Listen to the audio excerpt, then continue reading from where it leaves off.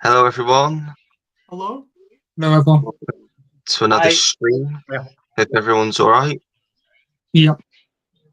Good. Canny good, yeah? Yeah. If Any anyone has any comments, put them down in the stream. We've got a few topics to go through tonight, so if anyone's got any comments to put in about anything we talk about, or just ask us any questions at all, we'll get through as many as we can throughout the stream. And yeah, I think we'll just get cracking. We might still have Alan to come and join us at some point during the stream. So he may pop on at some point during the stream, but yeah, we'll get cracked on. So we'll start with what we've all been watching recently. And I was just saying to everyone before the stream, what we'll do is every film that we talk about throughout any of the topics, the person that brings it up obviously talk about their thoughts on the film first. And then we'll go around. If everyone else has seen it, then we'll get their thoughts, get a bit of a discussion going about all of these films as well. Cool. Awesome. Yeah. So I'll go last this time. So we'll go that way. So if John, you want to go first of what you've been watching recently? Well, I've wrote them down as usual because I can't remember them. As soon as I watch one, it just goes into the ether. Yeah. So one of the ones I watched recently that I really enjoyed, me and Deborah watched it, and I didn't think she was going to get this film because it's quite comedic. It's a comedy of terrors. Vincent Price, 1963. It's got Basil Rathbone in. It's got Boris Karloff. It's got a stellar cast, but it's a comedy, but it's like a slapstick comedy. Peter Lorre's in it, and it's a bit like a Carry On film. It's nuts, but really enjoyable. And I thought Deborah wouldn't get it because it was too slapstick. People falling into graves and all that type of thing as well, like daft noises. But by the end of it, she thought, like what I did, it was just such an enjoyable film.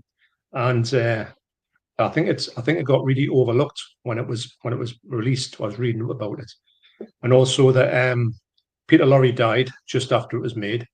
It had a bad reception afterwards. So I don't think people were ready for it, but it was out in Arrow, so I watched the Arrow one and thoroughly enjoyed it. Nice. Yeah, I've not heard of that one. Have any of you other guys seen or heard of that one? I haven't. Not seen it, no. Yeah, I've heard of it, but never watched it. Yeah. Well worth a watch if you can find it. I don't think it's out of print or anything. It's just one of the ones that it's in the Vincent Price box set. You know, that's one that everyone used to sell at CEX. Used to buy it and sell it. You know that one. That one. It's in that one. Is it this one? It's in that one, yes. Oh, James has got it somewhere. I think everyone had that box set at one time. It was doing the rounds, wasn't it? It's not this one, isn't it? It's not this one, is it? I think. What was it called again? Comedy of Terrors. It's not in it according to this. All right. Unless There might be a part 2 to that box. Oh, it's got Tales of Terror and the Raven, the House of Usher, the Pit and the Pendulum, the Haunted Palace, and the Tomb of Ligeia. Yeah. I think it must be because I think it came out about the same time, so maybe I'm placing it with that.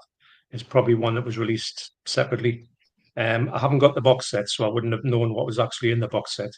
Although I've got all the films from it, I thought it was one of them, but it was released around about the same time. But if you like those ones, you'll love that one. I say I was one of the ones that traded it in about 4 times, John, because it was on Zavi for buy one get one free at £50. Yeah. And CX were giving you an £80 voucher. So you bought 2 for £50 and you got £160 voucher. So. Yeah. It was a good money maker, I'll tell you that much, yeah. I think Arrow got rise to it though after a while. Yeah. Yeah. What else? So do you want me to go? Yeah, more go. Films? Yeah, of course, yeah. One that you've probably all watched or maybe going to check out, Havoc. That was going to be one of my top topics later on, and like thoughts of Havoc. So yeah, go ahead and give your thoughts, and then if any of us else just leave that one, Ollie. Do you want to leave that one for now? We can leave that, yeah, because I'll put it later on. Right, if you want to come back to that, yeah. Right. Well, the 2 I watched today is a one called. It's from the slasher collection. It's called Wacko, and I never knew anything about it. It's a comedy. It's a bit like The Naked Gun. slightly, and National Lampoon's Class Reunion. It's like a mixture of those two.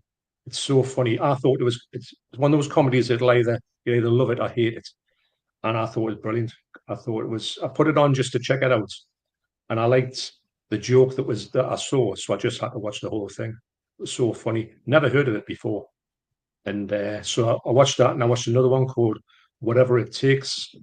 It's a Vinegar Syndrome one. It's Andrew Dice Clay, Fred Williamson, and Don the Dragon. And it's just like a buddy cop thing from the 90s. Bit of a cheesy action flick. Really good, really enjoyable. So that's what I've watched recently. Nice. Yeah, I've not heard of those other two. Have any of you other guys heard of those two? I think that Wacko I might have seen in the HMV we was in yesterday. Is it like a newer release, John? Yeah, it's just come out. Yeah, I think it's number 56, so it's the latest one, Tim. Yeah, I think I've seen it in the shop. Looked interesting, yeah. And funny enough, Andrew Dice Clay, not that I knew of it, he was in that film from 1982. It's his first film. I couldn't believe I saw him in there, and I was like, what? And then I watched Whatever It Takes, which has got him in it, from 98. So big fan of him, although he's not everyone's taste. He's a bit un-PC, to say the least. Yeah, I think the only thing I've seen him in is the Lady Gaga Star is Born. I think he played her dad, didn't he, in that? He did, yeah, you're right. Yeah. Sam, do you want to go next? What have you been watching? Yeah, a few things. What did I watch recently? Recently. Well, there's the big one that three of us here have definitely seen. Did you want to discuss that one later, Ollie, or we could we go for it now if you want. Go for it now. Yeah, you certainly. start. Sure thing. So obviously, yourself, Tim, and Stuart, and myself went to go to the IMAX to see Sinners. I loved it. I thought it was brilliant. Like, I thought it was a refreshing take on the vampire genre. Not saying that the vampire genre ran out of any ideas to begin with, but I just feel, to what I've seen, which I really liked anyway for the most part, this was like a different take on the vampire subgenre. And I loved it. Like, the 1930s setting, I thought was really good.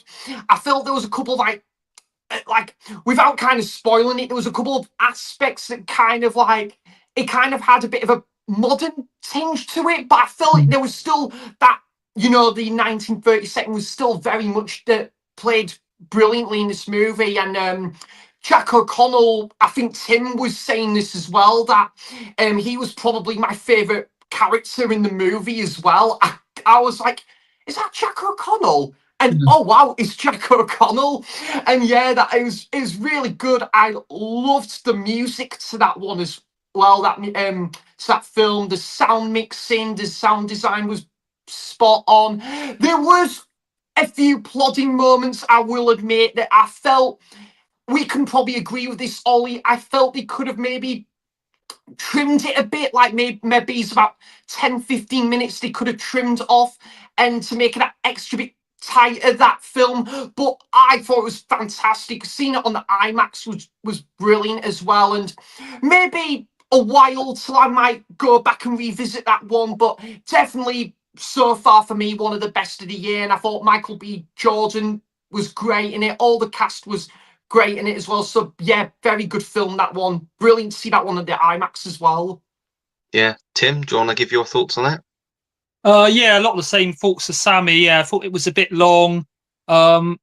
I wouldn't say it's so much bad pacing. It was just the first half. Well, it took about an hour, didn't it, to sort of get into any action and that. It was entertaining. I wouldn't say the first half was boring, but obviously it was going over a bit more of like a racism sort of angle.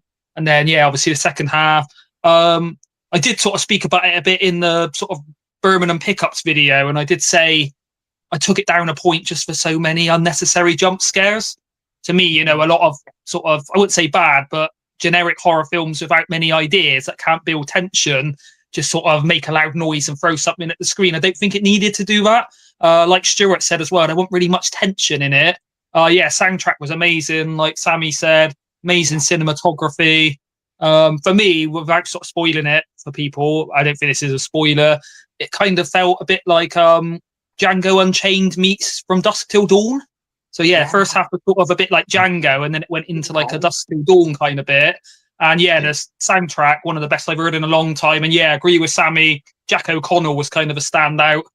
He didn't have a massive part in it, but not only did he sort of play the part well, but I don't know, was he actually singing those songs, do you think, or was it sort of dubbed over?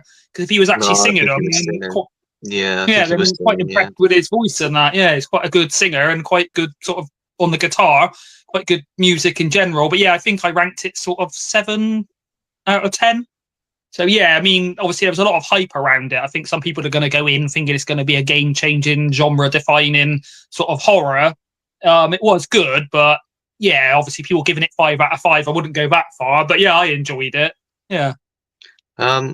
Yeah, more similar to you, Tim, than Sam, and I think Stuart's the same. I think a lot of the points you touched on were the reason that I kind of knocked it down. I thought, like, the first hour, there was a lot of build-up. I think it didn't need to be built up as long as it was. I think that went on for too long. And there was quite a lot of jump scares that didn't need to be in there, I don't think. The other thing that I didn't like is towards this, not without spoiling it, you'll know what I mean once you've seen it. There's a lot of cutaways that they shouldn't have cut, I don't think. Because you're expecting something to happen and then it just cuts and then you're just left to think of what happened next. So there's a lot of that, and there is, the tension wasn't built up great. But the acting was good. Like you said, the music was excellent. And I said to Stuart when I came out, didn't it look beautiful? Because it was shot beautifully. I think me and Stuart both said that we much preferred, and it wasn't even technically in the film, it was during the credits, it skipped to the 90s. And we said we much preferred like the like atmosphere in that one scene compared to what was going on before. And I was going to say, if they were to do a sequel and set it in the 90s, I think I'd be much more up for that, because what they showed us of that was really interesting. But yeah, it was okay. I didn't hate it. I would definitely go back to it again. Not in a rush to go back to it, but when it's cheap enough on Blu-ray or 4K, it'll definitely be a pickup for me. So yeah, I take it, John and James, you've not seen it yet. No, I haven't seen it yet. I will see it somewhere down the line. It's not high on my list, but I will get to it. Yeah. I haven't seen it, but I'm a fan of vampire movies. Some of the ones that I really like, Daybreakers. So I don't know if it's anything like that, but I think that's a great vampire movie. But it's they reverse the roles, that the humans are in the minority and the vampires control the world, and they're just living like normal. But I do. Roy doesn't like Daybreakers. Sam, what else did you watch? What's up next? Yeah, I watched again another new release. I went to go and see that new one called Drop, which I personally did prefer Sinners, but I still really did enjoy that new thriller Drop. Again, I just felt it was kind of a bit of a refreshing take on like a thriller, like majority of the film set at like, this like sky tower, this like restaurant basically, and like almost, and then basically just so many like layers that I felt were just really interesting, just so many great technical aspects, I thought. And just you kind of just rooting for the main protagonist for kind of, like to kind of get her own way through following like these instructions through this anonymous app that's causing havoc on a phone. I thought it was very interesting. I thought the acting was good, and it was just the runtime was pretty spot on, and with like clocking at 90 minutes. Yeah, I enjoyed it. Would I watch it again? Yes, I probably would, and I did like that reveal twist towards the end as well. Yeah, very solid film. That I'd definitely pick that one up on Blu-ray as well if it ever got a Blu-ray release. Yeah, I do like the director, Christopher Landon, because he did both of the Happy Death Day films, which I'm a big Okay. fan of. And he did that Freaky as well with Vince That- Vaughn and Catherine Newton, which I really dug as well. So it's on my list. It's high up on my list, so I will watch it at some point. Has any of you other guys watched that one yet? No. What else Go is to just... see it though. I like the thought of that one. Looks really Yeah, good from the trailer. yeah, it Yeah, does. Yeah, it did it is grab me good. from the trailer. Yeah, it is good, John. It's definitely so far, I think, been one of the surprising new releases. Because when I watched it from the trailer, Ollie, I can't lie, I thought this was going to be a bit crap, but thankfully not the case. The film turned out to be pretty good, which I was very happy with. And yeah, on a bit of a US comedy kick at the minute. I rewatched like Meet the Fockers for the first time in absolute years. God, I loved it, man. You know that bathroom scene is so funny with the dog and the cat, and I just love Robert De Niro's like sarcastic downbeat humor in that movie. Is Jack Burns. Yeah, and Dustin Hoffman and Barbara Streisand is ace in this movie, all bloody ace, as Stuart would say. Yeah, really good time, that one. Yeah, I have seen it, but it's been such a long time. Oh, I think I need to rewatch all of them because I know they're supposed to be doing a fourth one if that ever happens. Yeah. But yeah, I remember all of them being fun. But I have a fondness for the second one because of Dustin Hoffman and Barbara Yeah. Streisand, because they are two of my Yeah. favorites. So do definitely need to go back and watch that. 'Cause it's been a long time. But I take it, John, you've seen it because you were nodding a lot. Well, yeah. When it came out, it was at the time Robert De Niro wasn't really making funny films, so it was kind of a bit of a like it threw you that he was doing it something like that. I mean, since then he's done quite a lot of films like that, but at the time it was kind of he was playing against this character, you know, that you would expect him to be. But it was such a funny film from start to finish, and the sequels were all right as well. It's not I've Yeah, never seen a bad one, you know, because sometimes you think the further it goes on, the third one would have been dodgy, but it's not. I mean, the names are just some of the funniest things about the whole yeah, thing. The whole family, just one name tops another one. Brilliant one. But yeah. no, I'll definitely go and see a new one if it come out. Yeah, I think I've read it is the director or the writer of the original film. And the only ones that have officially signed on is Ben Stiller, Robert De Niro, Blythe Danner, and Terry Polo. So I don't know if Dustin Hoffman and Barbara Streisand would be in it. I mean, Barbara Streisand's sort of retired from acting by the looks. She's not done anything for years, but I mean, the Yeah. last 25 years, that is all she's done, those two films. So it's possible if they wrote her in there and It'd be they, good if you could. yeah, it would be, yeah. But yeah, what about James and Tim? Have you seen them? Go first, James. Sure, I've seen them all, but it's been a really long time. And I actually wanted to watch the first Meet the Parents, and it's actually quite hard to get on Blu-ray. Now it's out of print. Yeah, Yeah, it Stuart is. didn't So is the realize second. it. Yeah, so is the second one out of print. The third one's easy to Yeah, get. But yeah, I I got the went third and one. I just went and bought a German release with all three in it, and I think I paid £9.62 delivered Oh, that's not bad. for all three Wow. for all three. So, but I haven't got round to the rewatching them yet. But I was like, I was like, why are they not in my collection? And I looked them up, and they were just so expensive, the first two, and that's when I went in on Amazon Germany, which is often my savior. And it found them, but I've just not rewatched them for a while. But they're really good. But I say it's been a long time since I've seen them. Yeah, Stuart didn't realize he's got the Blu-ray trilogy, and he was asking me. He said, "Okay, have you got it? Are you going to get it?" And I said, "I've looked everywhere, and that Blu-ray box, like the trilogy box set, is so out of print now. You just can't find it." So I've got the first two on DVD and the third one on Blu-ray, but I'm hoping that if they do a fourth one, that they'll just re-release like a Blu-ray box set. You'd imagine they would, wouldn't you? Really? You would think But so. yeah, Tim, have you seen them? Yeah, I've got Meet the Parents and Meet the Fockers on DVD. Not seen them for 10 years plus, but did really enjoy them, especially the chemistry with between Barbara Streisand and Dustin Hoffman. I've never seen the Little Fockers. Is it called the third one? Mhm. I've not seen that one either, Tim. It's Not okay. that I didn't want to watch it. It just never sort of one I had a Yeah. chance to watch. Really, no. But yeah, It's like you like- say, they are out of print now. Hard to get on Blu-ray. Yeah. I think they're even quite hard to find on DVD. So yeah, obviously Yeah. I'm keeping my DVDs in the collection. Yeah, I might rewatch them again soon because I did enjoy them. But yeah, I think I've only watched each one once. I can remember. Yeah. Yeah, it's like John was saying. The third one's good as well.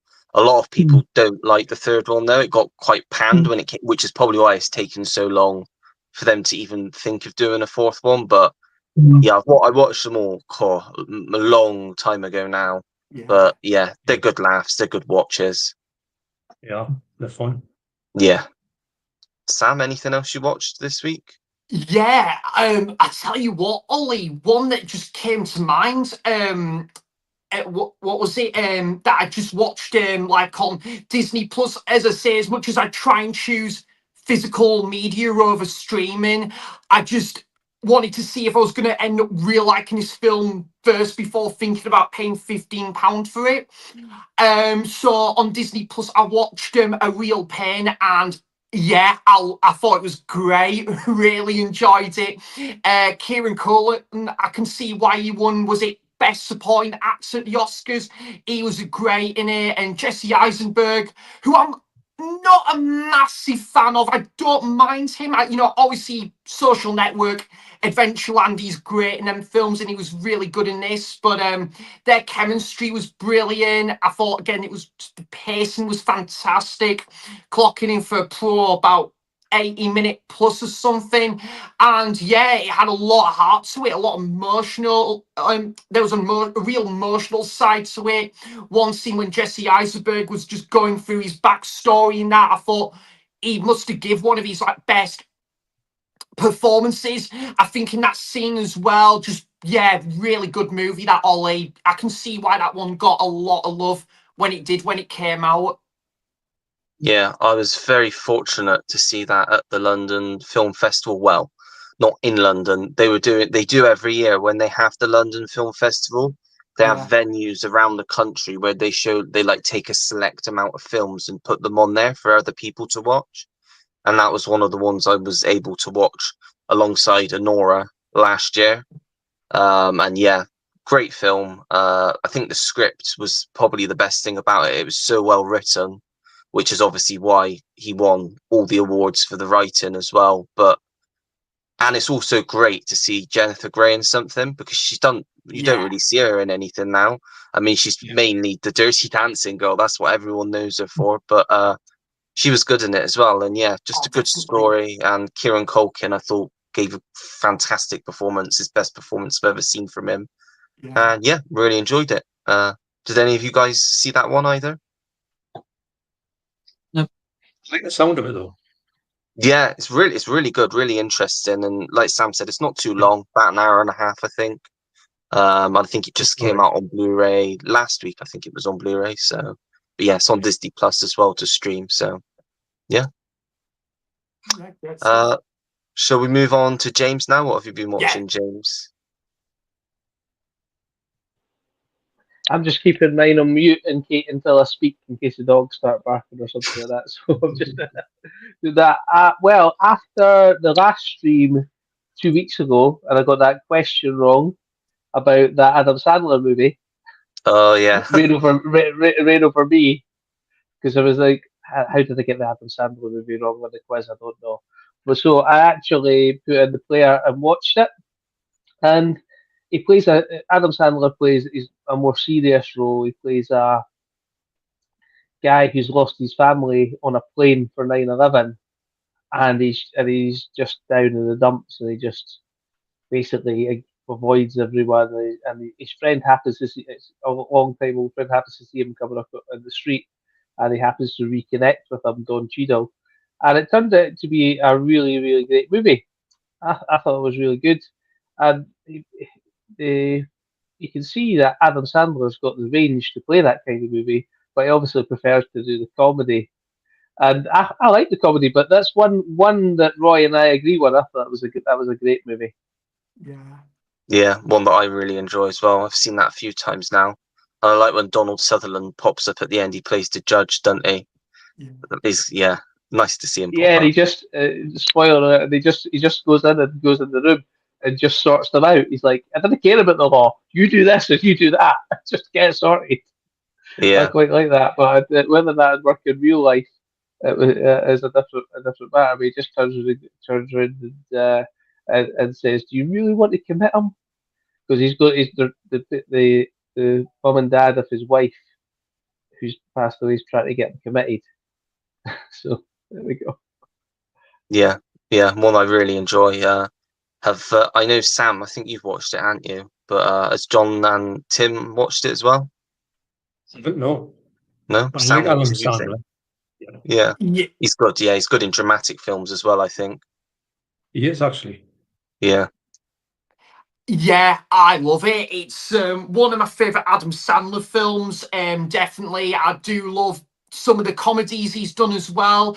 And yeah, it's really nice when obviously someone that's done a lot of comedies, which are still some of which are really good. It's great to see them do dramatic roles as well. And yeah, I thought it's so emotional. Like you just feel so sorry for like obviously Charlie, the main character in it, and then when he reunites with like his old friend from way back when, and played by Don Cheadle, I just love their friendship chemistry when they're on that scooter as well, and when they go to that what was it, that Mel Brooks marathon. Yeah, there's some really cool moments in that one, and Saffron Burrows' character in there as well, and yeah, Donald Sutherland. I just love it when it's so funny when he tells off Ryan from The Office US. You know that was it made me chuckle a bit, that scene did, and yeah, it's just a fantastic drama, really good soundtrack as well, a lot of emotional beats to it. Yeah, really good, John. I would definitely recommend that one. It's you probably can get that one for a couple of quid on Blu-ray as well. yeah. So it's Kind of pretty shocked cheap. because I mean I like all the actors there. Yeah, what you've talked about it sounds really good. Sounds a bit rough in places, you know, when they're Oh talking yeah, about the whole it is. Oh, it 9/11 is a thing. bit. Yeah, it goes a bit Mhm. dark. Yeah, Yeah, Definitely. yeah. Yeah. You know, there's nothing you can say about stuff like that. But yeah, I'll definitely check it out. I mean, Adam Sandler, Deborah can't stand him. She can't stand his voice or anything. We went to see The Wedding Singer when it came out, you know, and she was saying, "Well, let's go." Arthur, it was a brilliant film. I said, "Did you enjoy that?" She goes, "No, I hated it. It's what for?" I love Just the his Wedding voice. Singer. And ever since then, but there was two films that came on Netflix that he did with Jennifer Aniston. Remember them two? That just Oh, came Murder out Yeah, I recently. know which Mystery. one you mean. Just Yeah. go Yeah, with it. It'll so be she one of really them. enjoyed them. Yeah, it's the only time she's ever sort of, you know, warmed to him. I think he's great, but in our house, he's not on the telly that often. But I'll definitely check that one out. Yeah, Sure. And also the last stream we were talking about Blazing Saddles, and yeah. I'm going to be honest with you, I did not get on with it at all. You're not on your Actually, own there, James. I've actually it's no longer in my collection. I took it to CX and traded it. Yeah, you're not on your own there, James. I didn't get on with it either. I only watched it a few weeks ago. I think it's Mel Brooks. I've seen two of his films now, and I've just not got on with them at all. I'm still willing to give. I mean, both of the films that I've seen, Spaceballs and that, I've kept in the collection because, like we were saying when John was last on, it's always worth going back to them because it may take you a few Yeah. watches to like for it to Yeah. click. So I like still worth Spaceballs, it. but I just couldn't get on with that one. Yeah, Yeah, fair enough. Has everyone else seen Blazing Saddles? No. yeah. Yeah, I think I have Ollie, but not for a long time. Mel Brooks, again, there's a lot of his films, man, I've not seen. I think I did prefer Young Frankenstein. I think I might have possibly preferred that one to Blazing Saddles, but yeah, man, 16 years or something since I last watched it. So I'd be curious to what makes that one now. Ollie, definitely. Yeah, John. Blazing Saddles, I think it's absolutely brilliant. It's one of my favourite films, comedies of all time. I love Mel Brooks, but I was really wanting to get some of his other ones like High Anxiety when he does the Hitchcock It's the take on the Hitchcock films, which is brilliant. And then also Life Stinks as well. That's a good one. But they just don't seem to be out there. History of the World Part 1 as well. When you go looking for them, they're just not around, unfortunately. Yeah. But I like everything that he's done, if I'm honest. Even To Be or Not to Be, which isn't his best film, but I just think he's great. I just like his humour, Yeah. Yeah, I was going to say I knew John liked it because I seen you picking up the 4K on one of your videos, and I think did you, or am I making that up? Yeah. No, I've got the 4K. And because I hadn't seen it, I put it on and I watched it, but I just didn't get on with it. And coincidentally, when I was watching Rain Over Me, they were going to the Mel Brooks marathon, and they go to a Mel Brooks, and to be honest, it's just not my thing, unfortunately. But everybody said it was a classic, so you want to be able to talk about it if you've seen it, so you may as well watch it. But it was one of the few I just took and traded right away. So did you not, James? Did you not get on with it because of the language in it, or was it just the humour? No, it wasn't. It wasn't that. It wasn't that that bothered me. I just didn't find it funny. Yeah, maybe it's just the my type of humor. I'm more like I don't know why, but I do quite like American comedies as well, like Road Trip, Euro Trip, that kind of thing. And I just didn't get on with the comedy. It wasn't the language that kind of thing doesn't bother me. People that period, that the attitudes were different. That doesn't really. It just was. It was like there's bits where you're meant to laugh, and I thought it was a great cast, but I was just sitting there going like, that's just not connected with me, unfortunately. Yeah. Same that can happen. That can happen. Yeah. I do quite like Robin Hood. Is it Prince in Tights? Men in Tights? I haven't seen it all the way through, but it was on telly at some point last year, and I caught the bit where they're in the woods and they start dancing. I did find that quite funny. Yeah, I did find that quite funny. So I might have to give that one a watch all the way through. But I looked in HMV yesterday, and it's like, I think must have been Sam or Tim or Roy or someone. It was like £15, and it's a Blu-ray that's been out for ages. So I don't know why it's so expensive. Wow. I just seen a clip on YouTube Shorts of that where the guy gloves him and he picks up the big metal glove and catches him in the face. I did find that. I did find funny, but I don't know, for whatever reason, Blazing Saddles just didn't connect with me. Yeah. I don't. Well, I can move on to the next one. Unless anybody's got more to say on that one. No, I think no. I was going to say I actually moved on to the Three Musketeers after that as well, and that the Richard Chamberlain one. Yeah. And I turned it off. Oh, I got Stuart. I turned it off. I got an hour into it, but I didn't turn it off for the fact that I just sort of lost interest after it was an hour in, and I was like, "There's still an hour and 45 minutes of this to go. Do I really want to sit through another hour and 45 minutes of it?" And I was like, "Not at this particular time." So I turned it off, and an hour in. So that was what I watched next. But what cut were you watching of that? Because I thought it was only about an hour and 45 in total. Unless I'm wrong. Cause I really enjoyed it. I've not seen the Four Musketeers yet, but I know that both of them are two of Stuart's favourites because he loves Richard Chamberlain. But maybe I got that wrong then, because it does say 107 minutes on there. But I think it was like when I say an hour, it was roughly an hour I was in, and I was like, I'd lost track of the plot because I was maybe I was tired or something, but I was that disinterested in it that I'd lost the bit of the plot, and I thought there's no point continuing to watch it when you're already lost. So I'm not saying I'll give it a go another time, but as I say, the cast looks good and everything like that. I thought that was Charlton Heston in it and everything like that. I just didn't quite connect with that one either. Maybe you need to see it at the time, or closer to then, but I just didn't connect with it, I'm afraid. Yeah, it's one that I really like. I only watched it earlier in the year, but I love those sorts of. I like. I watched The Count of Monte Cristo for the first time the other day, the Richard Chamberlain one. I really like that one. Stuart told me to watch it. I did really like that. I like all that sort of like swashbuckling sort of adventure stuff from that era. So Sword, yeah. yeah, Well, I seen that on your weekly watches, and I've asked one of our colleagues to get us a copy, shall we say? oh yes, that colleague. To watch, yes, to watch it. So yeah, I done that. And, is anyone else? I'm presuming you have also. Well, you say that, but has anyone else got any thoughts on the Three Musketeers?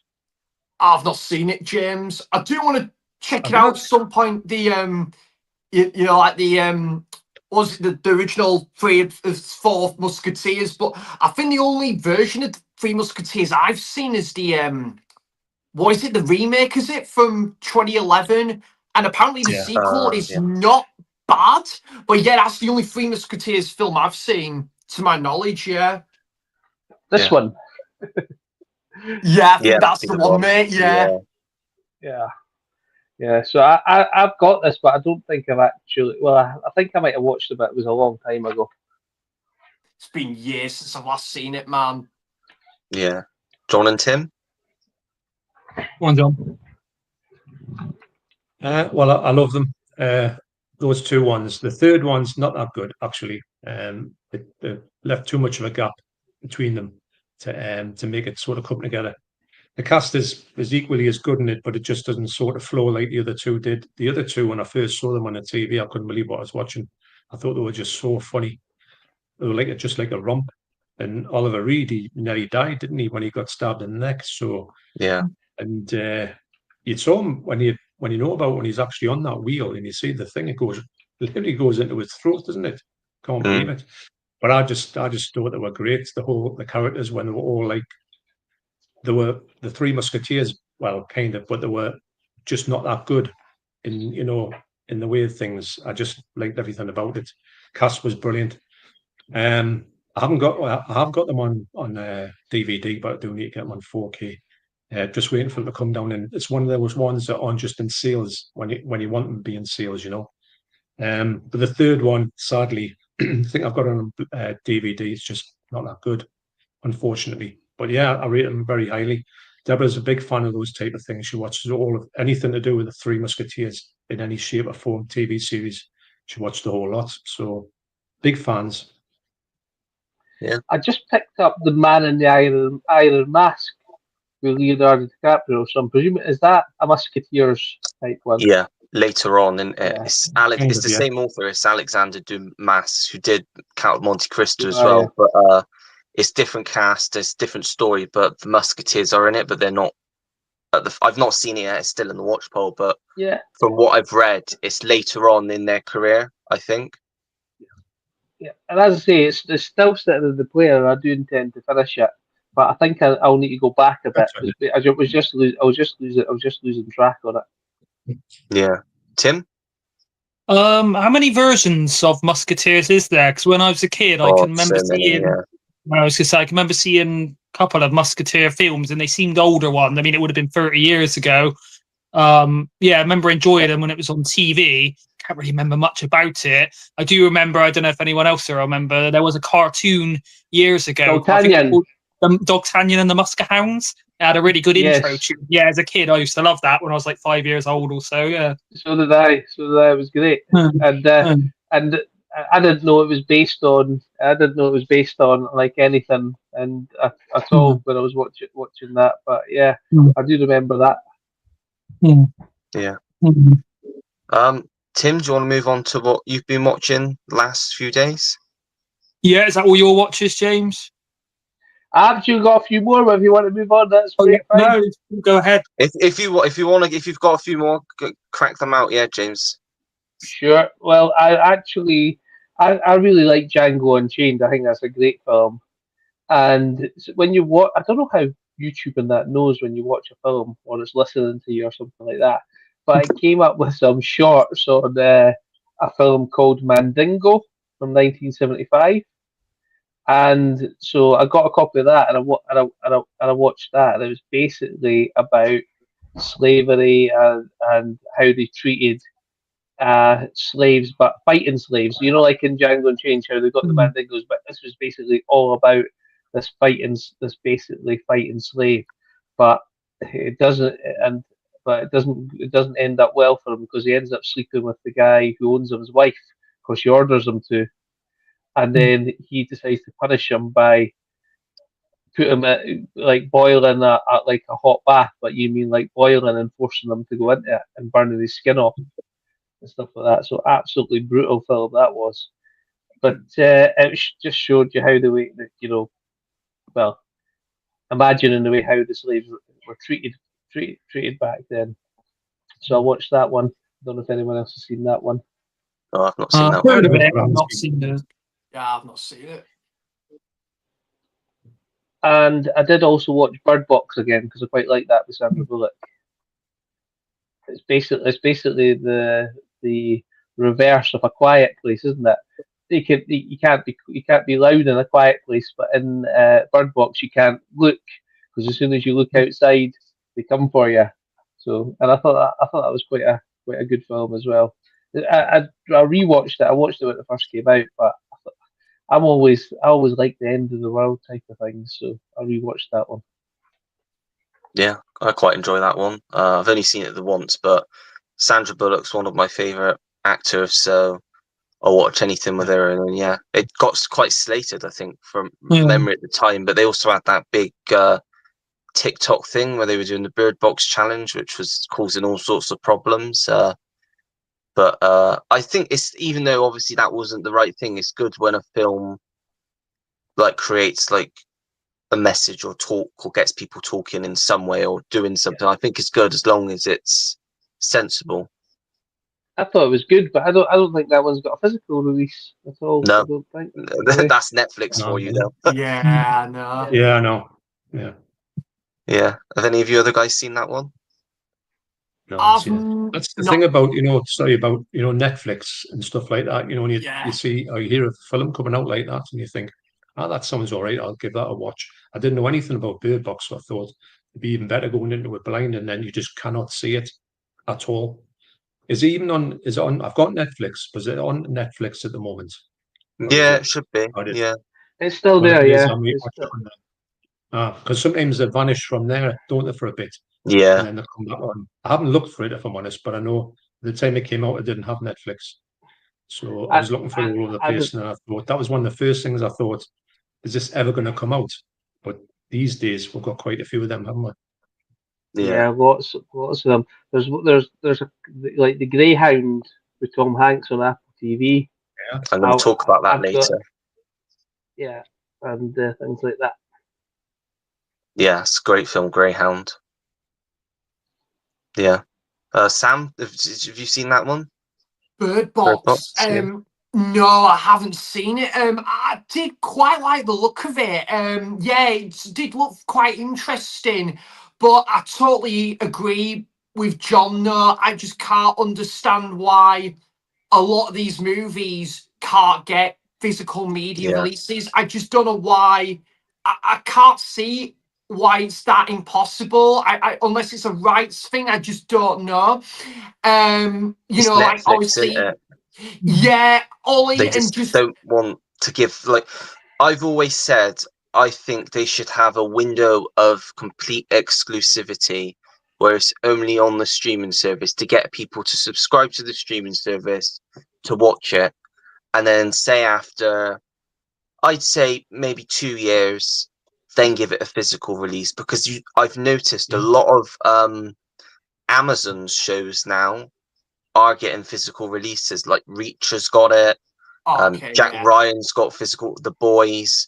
So I think if you give it like a window of exclusivity and then release it, even if it's a really crappy Netflix film, there may be some people that really enjoy it and would like the physical copy of it. Yeah. So just chuck it on Blu-ray or even just DVD. It doesn't have to be Blu-ray. If it's a big film, then yeah, like something like Bird Box or The Adam Project or anything, or Havoc, chuck that on Blu-ray and 4K. But if it's like one of those smaller films, like that they just chuck on and chuck out all the time, just stick it on a DVD. And then if someone wants to watch it, they can watch it. They don't have to subscribe. Yeah, that's exactly it. Ollie, I would even just settle. I would rather a film just get at least a physical release, whether that's at least DVD or Blu-ray or even 4K maybe. As long as it's got something like, to give you an example, mate, like there's some films that I absolutely loved on streaming, like Cha Cha Real Smooth, or what was the other one? The Best Picture winner was, what was that one called, Ollie? Coda. Because yeah, Best Picture winner, Everything Everywhere, and just, you know, The Menu as well. Like there, the Whale. There's been some brilliant movies that's come to streaming that just seem to all at least had a cinema release to begin with, and just seem to be neglected a little bit and not have a physical media release. Whereas something like, I can't comment, I've not seen it, but something like Clifford's the Big Red Dog or something That's like not actually that along bad. those lines. I thought Gets a that was going Blu-ray to be release. dog shit, but it's all right actually. Oh, is it not bad, Ollie? It's not that bad. No, I thought it was Okay, going to be fair really enough bad, then, but it's dude. actually got quite a bit of heart to it as well. Oh, I'd give it a, yeah, I'd but give it a watch, the definitely. only reason I picked it up was because John Cleese is in it, and I do like John Cleese, but Yes, like the trailer, it makes it out to look like it's going to be absolute crap. So I waited and got it cheap. And then I hesitated for so long to watch it. And I thought, you know what, I'm just going to watch it because if I don't like it, it will just go straight away. But I actually really thought it was quite heartwarming, especially the end. Better than I thought. And I mean, it's getting a sequel, so it couldn't have done that bad if they're going to do a sequel for it. One that I did hate, though, that I thought I knew I wouldn't love it, but I thought I might get something out of it, is that newest Tom and Jerry movie. That was absolute dog shit. I know. The singing pigeons, is that what it's known for? Yeah. Yeah. And Tim, have you seen Bird Box? No, I remember when it first came out, it was quite a sort of phenom, and everyone I worked with was talking about it. I don't think I had Netflix at the time. I had it a little while after, never got round to it. And then, a while ago, I binned off Netflix because I was paying for quite a few subscriptions, and I just never watching anything on Netflix. I think it's only like $5 a month or so.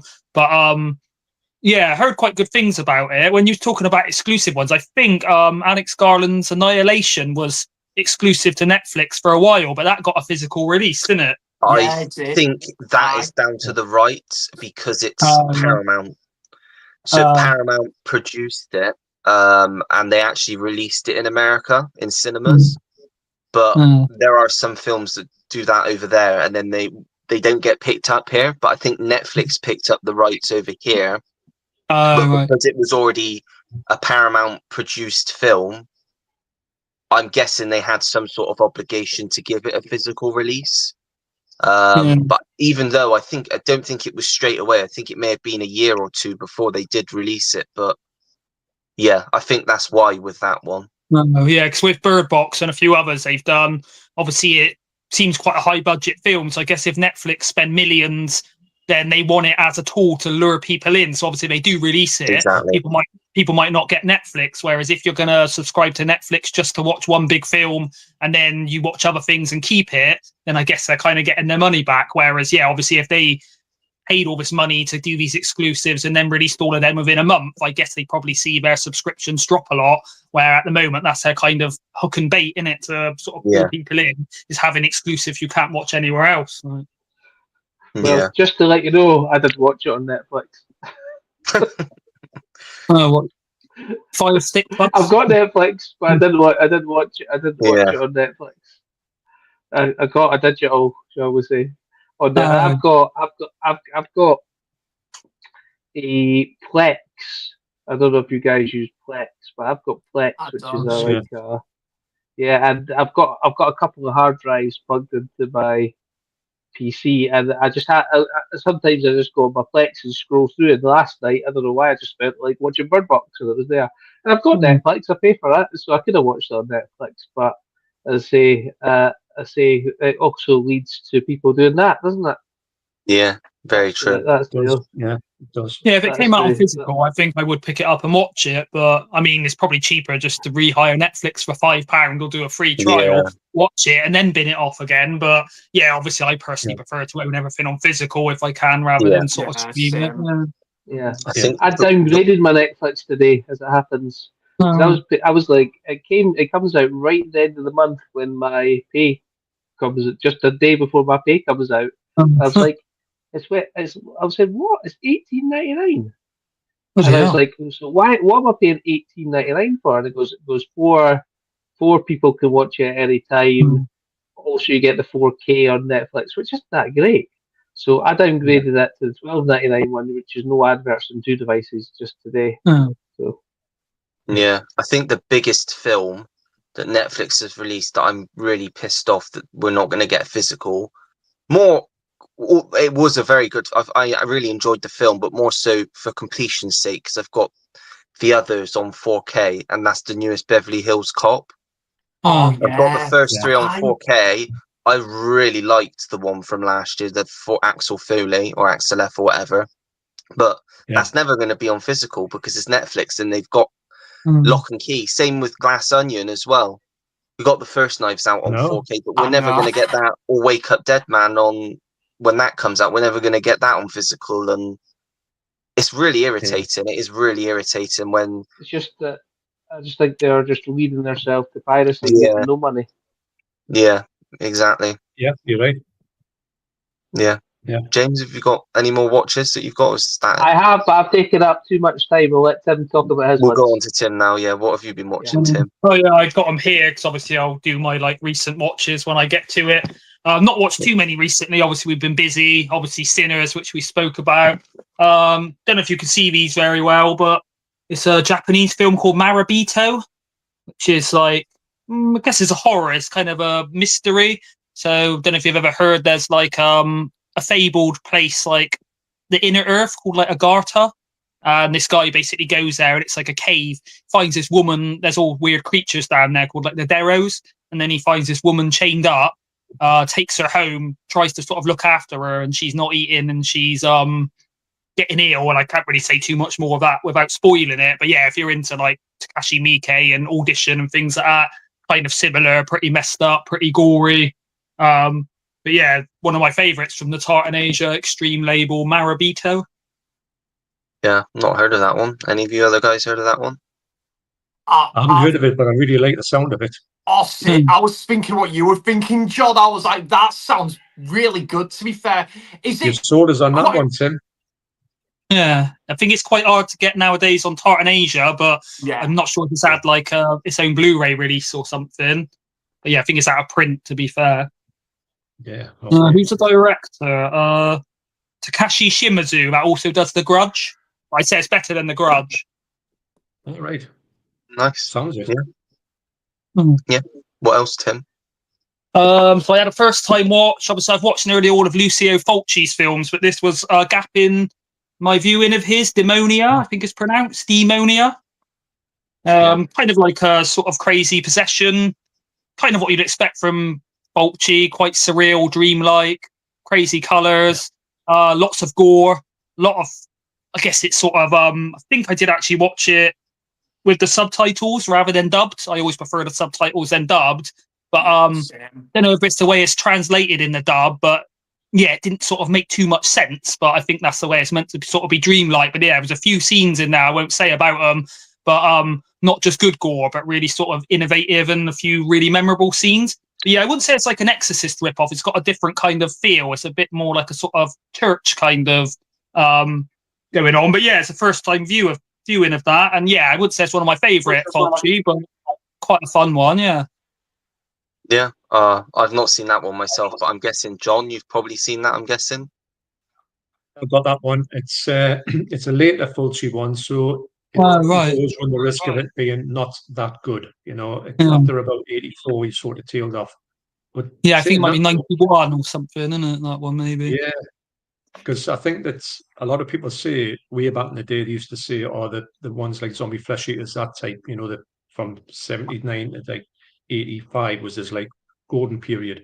Yeah. And it just dismissed all the other ones as absolute rubbish. But when you go back to them they're not that bad, and I think Huh.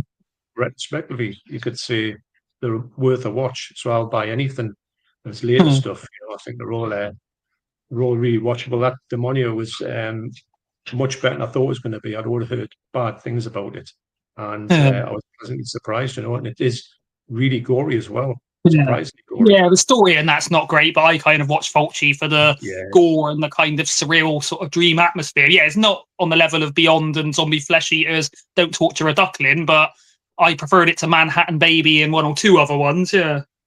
yeah. Have you seen Murder Rock, Tim? No, I've not even heard of that. No. That's 80, 84, 85, I think it is. It's just after Manhattan Baby. So maybe Oh, 86. wow. It's 86, actually. I just got off Vinegar Syndrome, been watching that. I've seen it Oh, wow. before. It's a good film. But I never seen the Hmm. uncut one, which is what Vinegar Syndrome put out in 4K. It's coming out on 88 on 4K Oh, right, nice. a couple of months' time. So keep an eye out Oh, for yeah, that I'll one. look for that. Yeah. Yeah, I'll pick Yeah. up anything by him, yeah. And then yeah, last one watched I think the night before he went to Birmingham. I don't know if anyone knows this one, Trancers. You I've mentioned heard, that, See that didn't you? yeah, very I've Yeah. heard well. of that one.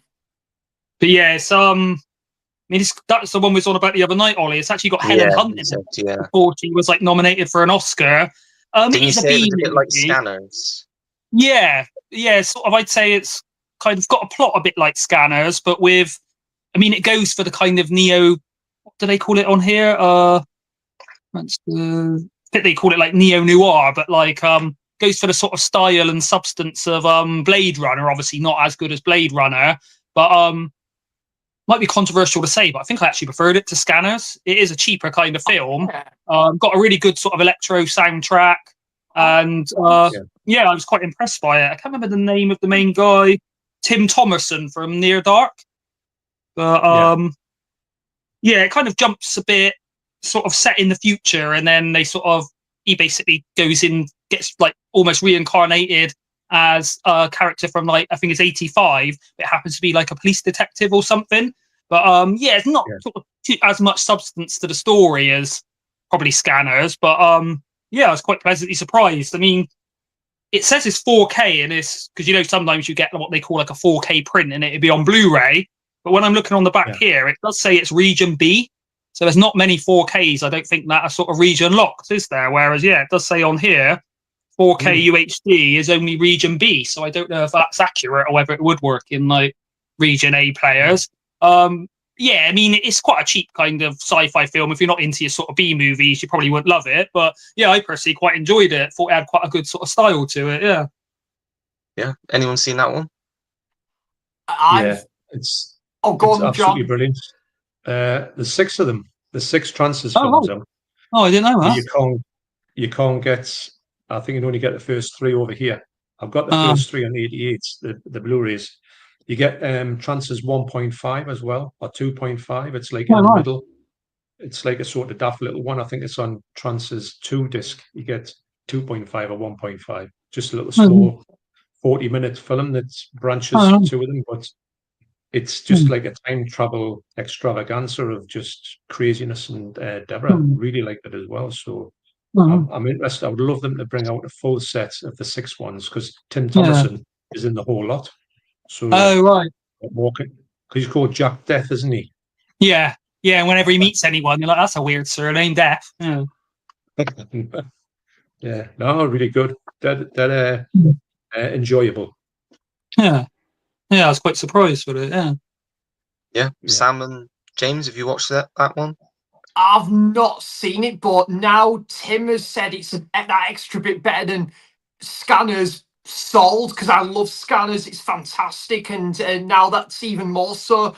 I would have given it a watch anyway, but now, based on Tim's high praise of that film, yep, I'm definitely in with that film. It sounds really intriguing. I wanted to, if it was cool, Ollie, I wanted to ask a quick question to John, course. Tim, yourself, and James. Actually, what's your thoughts on the Arrow 4K announcement as Zombie Flesh Eaters? I can't say I've got any thoughts because I'm not. Yeah. Then that's the film that's probably not aimed for me, but I can tell probably John and Tim, Yeah. that's right up both of your streets. Yeah.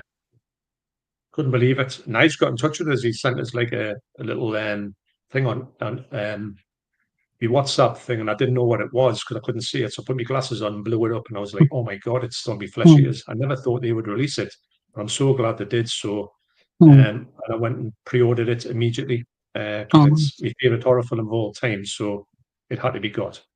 But I love it. So I don't know if it's Arrow A1 doing it, but I think they are doing the Beyond on 4K as well. Maybe not Arrow, but someone, he was American to be fair, commented on a video I did and said Beyond was getting a 4K and so was Zombie Flesh Eaters. So yeah, maybe the Beyond's like a different company. But yeah, Zombie Flesh Eaters, hard for me to sort of decide between Zombie Flesh Eaters and the Beyond, the sort of joint favourites by Fulci. But yeah, obviously I'll buy it sort of day one as I love it. It's one of my favourite horror films ever.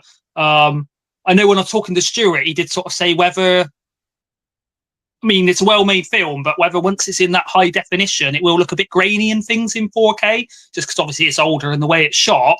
Be interesting to see, because the Blu-ray I've got of it looks brilliant and it's got really good sound as well. Whereas, yeah, I don't know if, yeah, the 4K of it's Ultra HD, whether that'll help it or whether it'll sort of make it look a bit more sort of grainy. Well, I've got a 4K from Blue Underground, and it looks it's one of the best 4Ks I've ever seen in my life. So if it's anything like that, I think it'll probably do that. They'll probably do it a bit like that transfer, but they'll do their own spin on it, like what Arrow usually do. So I think if it's anything like Blue Underground, it would look unbelievable. So in for a treat there. The colours are the grains there, but you can already see it, and there's no smoothing on it at all. So nice. Top class transfer. Brilliant. Here's hoping they'll do the right thing. I think they will. Yeah, I'm the same as you, John. I can't wait. And I was kind of like, I've been off social media recently, but I kind of saw it came up somewhere. And yeah, I mean, Arrow are having such a brilliant year so far, you know, with their announcements and stuff. They really are, man. And Zombie Flesh Eaters was one of the ones I was hoping they were going to do a Arrow 4K release of. And yeah, they are, and it's great. I'm even tempted, John, and I don't often do this, like not against the Arrow exclusive artwork on like the main box and stuff, but that looks amazing with its original artwork on the box.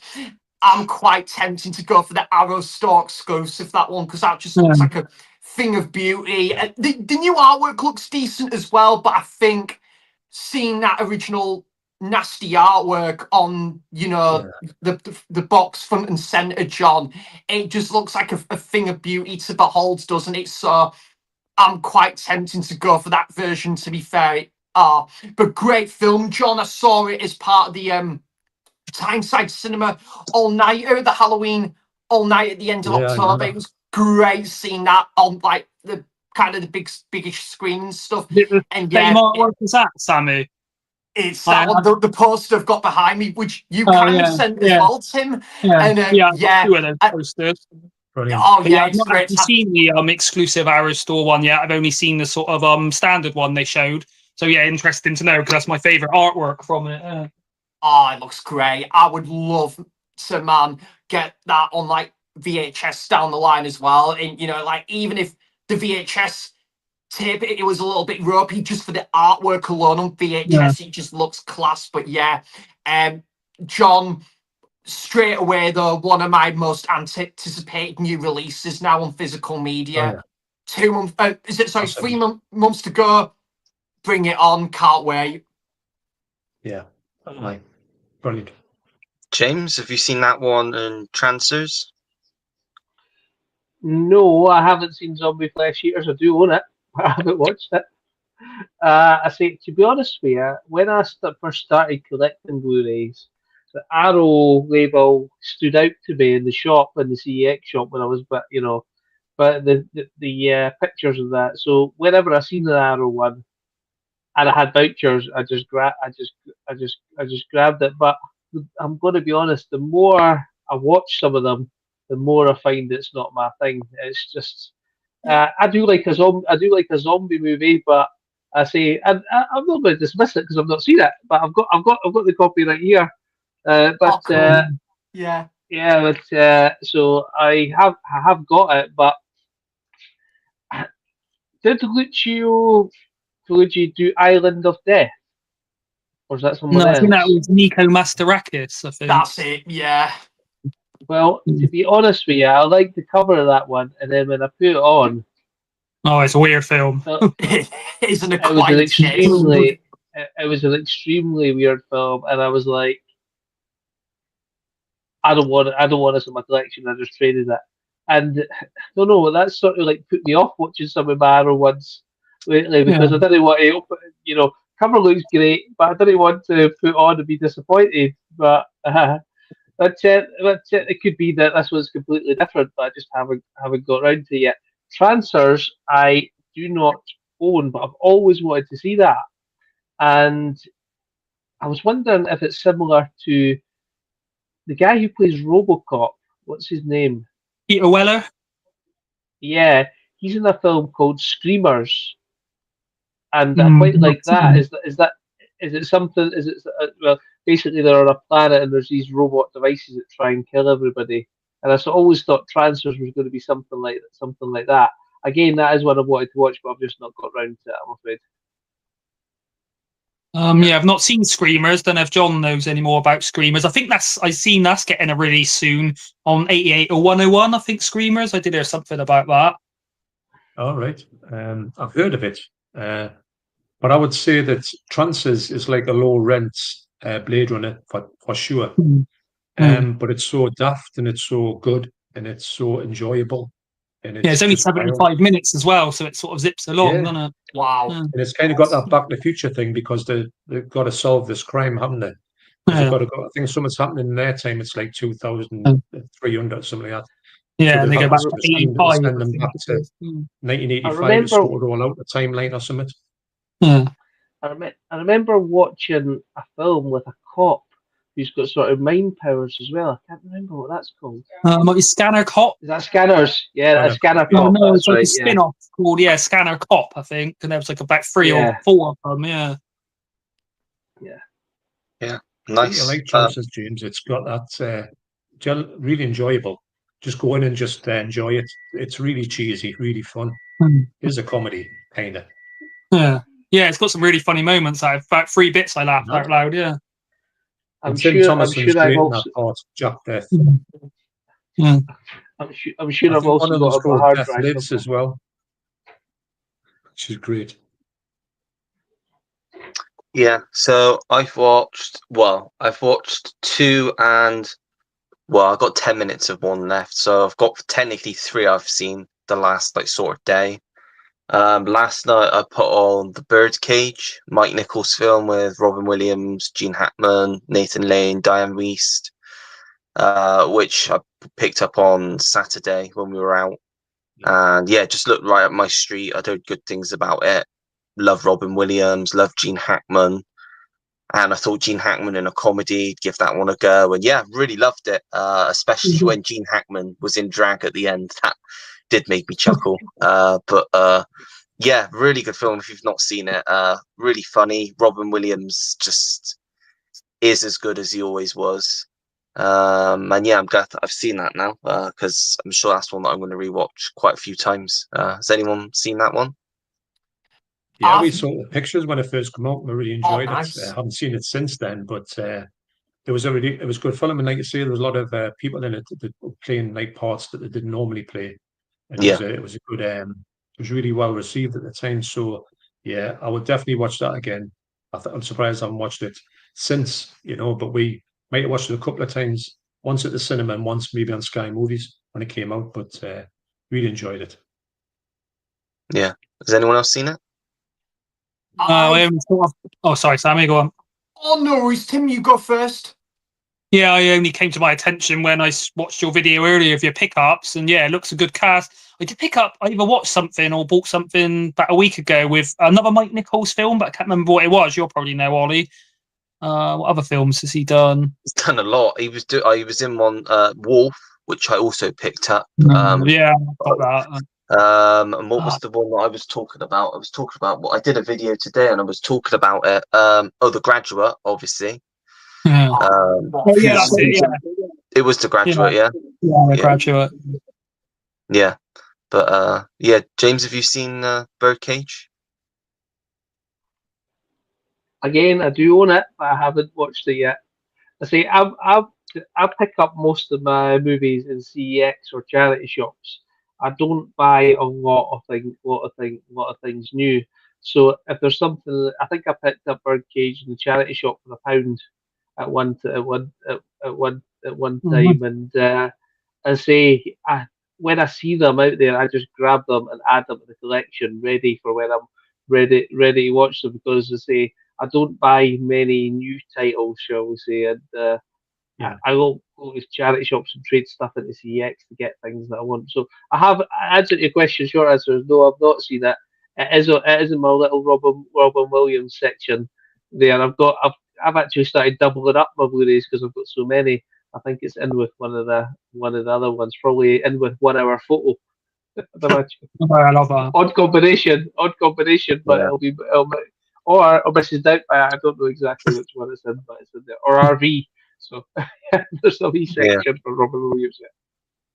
Yeah. And then this afternoon, as per Stuart's recommendation, I watched Hello Dolly, which, yeah, absolutely loved it. Like Stuart said, so uplifting, just such a great film, great musical with some great songs in there as well. And Barbara Streisand's excellent. Got Walter Matthau's really good in it as well, and Michael Crawford, who sort of like you can kind of see in bits because I think it's probably just before some others do have them because it was late 60s, so you can kind of see in bits like his mannerisms are quite similar, but obviously completely different character, but very funny, like I said, very uplifting, some great musical numbers.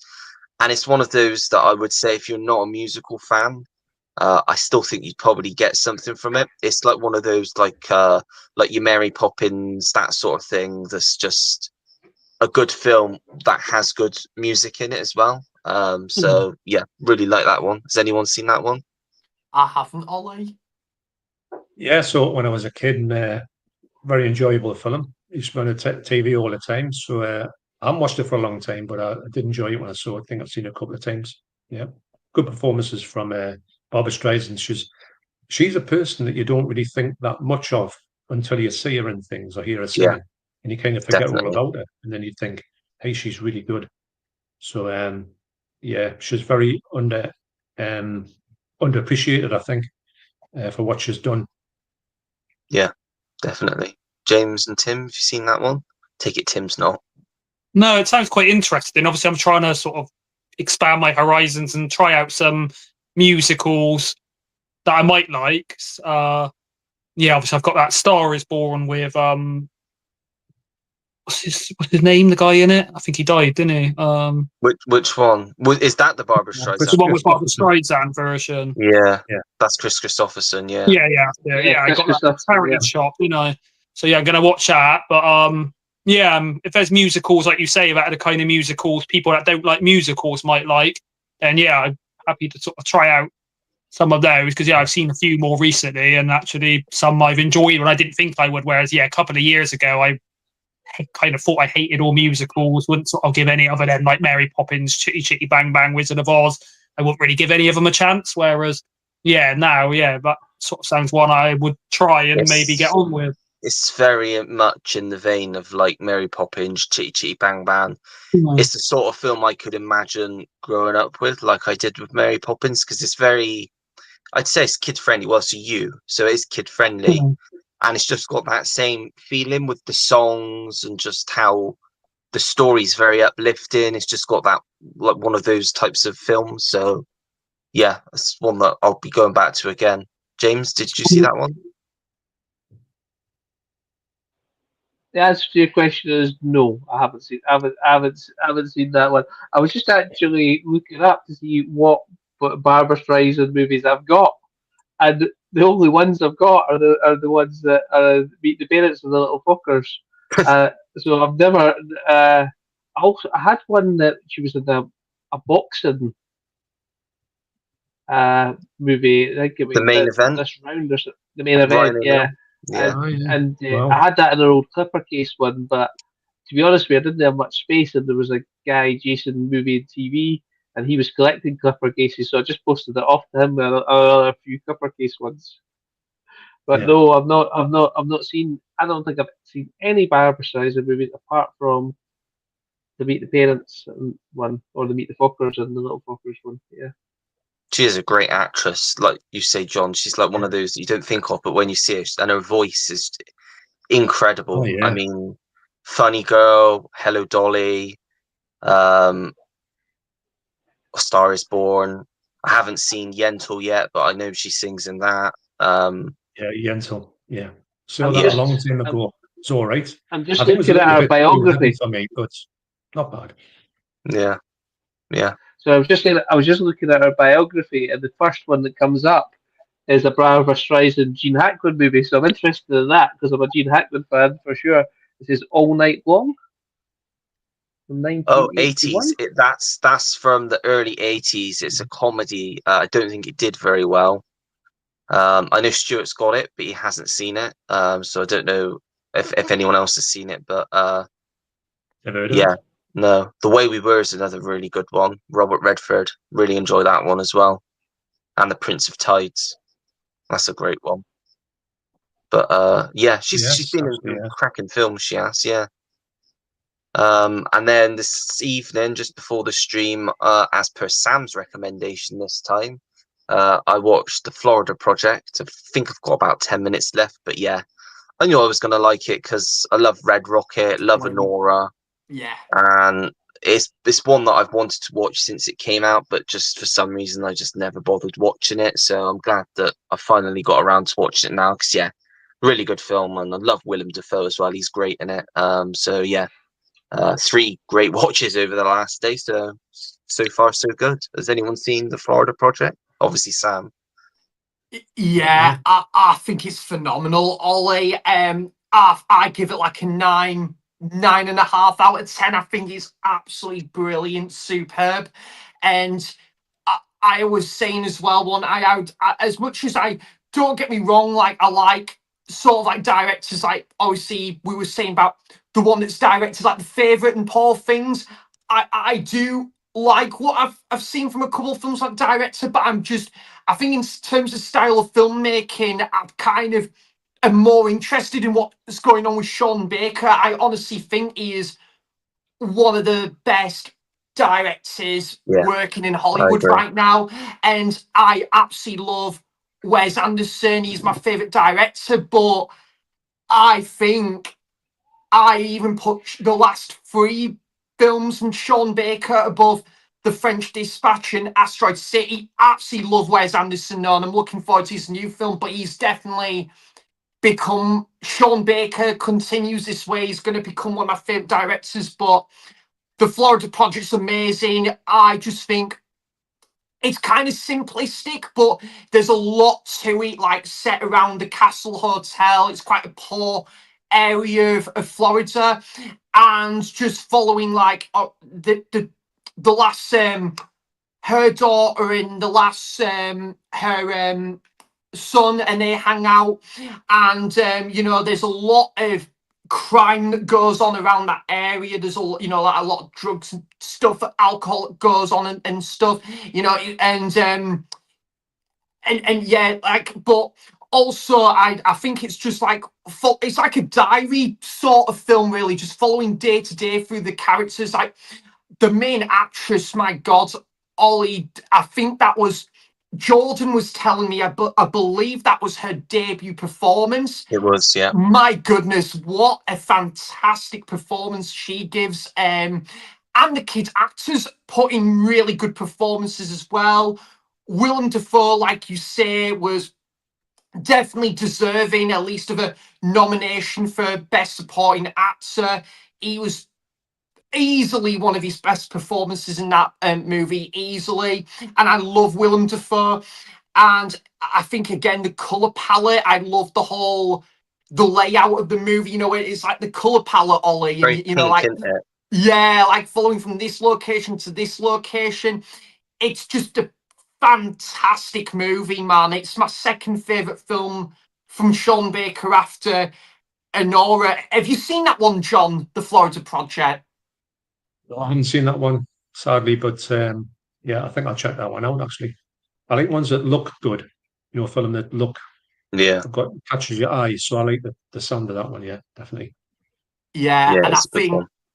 it's amazing, John. And I think I could see someone like Criterion doing a nice 4K reissue of that. It looks really good on Blu-ray, but I think Criterion could just do that extra bit more with that film. I reckon, yeah, superb, man. Yeah. Tim and James, have you seen that one? No, I'd only heard about it. I think when you picked it up on your did you show that on the video you put up today, Ollie, or one recent? I think I got that yesterday when we went back to the HMV yesterday. I think I might pick that one up then. Yeah, I think that's the first time I'd heard of it, but I didn't realise it was from the director of Honora, which I also haven't seen, but I will be getting that as soon as it comes out on Criterion. Yeah. Yeah, James. The longer this stream goes on, the more ashamed I am of films I've got in my collection that I've not seen. Because I've just looked, I've got like a little database that tells me what's in my collection. I have got the 400 Project on Blu-ray, but I haven't watched it. No, but you know what's good about these streams is that there's lots of different films that we've all not seen or seen, and you sort of get that in your head to then go and find them and watch them. Like last time, I watched the Raid Over Me and the other one that we mentioned there. So. But yeah, that seems my kind of thing. I was just looking at the cover and the details of it, and you're like, why haven't you watched that? Is it just because you just didn't pick it up, or there's something else, on your shelf that you felt? I sometimes late at night, to be honest, where you find myself going back to more familiar films because you're tired and you don't want to concentrate, so just rewatch a favorite. Shall we say? But yeah, again, the more I'm on the stream, the less I think I know. With that, we'll start the comments. We'll be going an hour and 20 minutes. We've not even got to the comments yet, but it's because we've had good discussions. Ollie, I was going to ask, sorry to interrupt. Did you want me to check how Alan's doing, Kermit, if he might be joining? Of course, just see what's going on, I might have to leave the stream in order to get to instant stuff. I'll do that now, just see how he's doing. See you in a bit. All right. Sure. Marcus was here, I think. I think he's gone to watch the Leeds match. Oh, yeah, he did say Evening, chaps. Just on for first half hour before the Leeds match kicks off at 8. Wishing you all good night ahead. Well, thank you for stopping by quickly, Marcus. If you watch it on a rewatch and get an hour and 20 minutes into when we finally see your comment, but thank you for joining, Marcus. Are they not already promoted, Leeds? You don't rewatch it.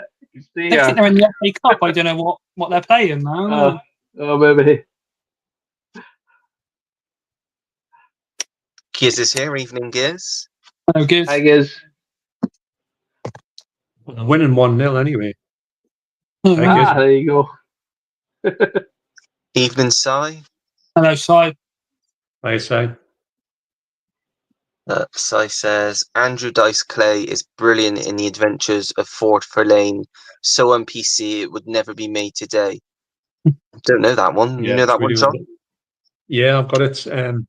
Actually, in that film I was watching, they mentioned it. They said something like, they said to Andrew Clay, who was called Ford Fairlane, in that he was supposed to be a cop or a private eye, that was it.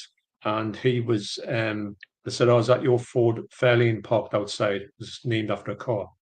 He said, yeah, it is. So that I picked that up. I was like, oh, they mentioned it, and I think it was just put in there as a nod to that film he'd made in 1990.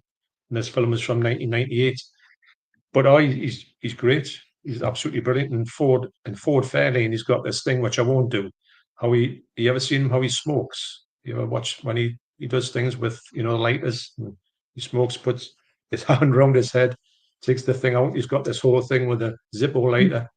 It's so funny. But yeah, it's a classic. But it is a bit. It wouldn't get made today. Definitely not. Yeah.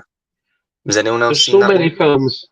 I haven't, but there's so many films that wouldn't get made today. For example, even on the Three Musketeers Blu-ray, it came up.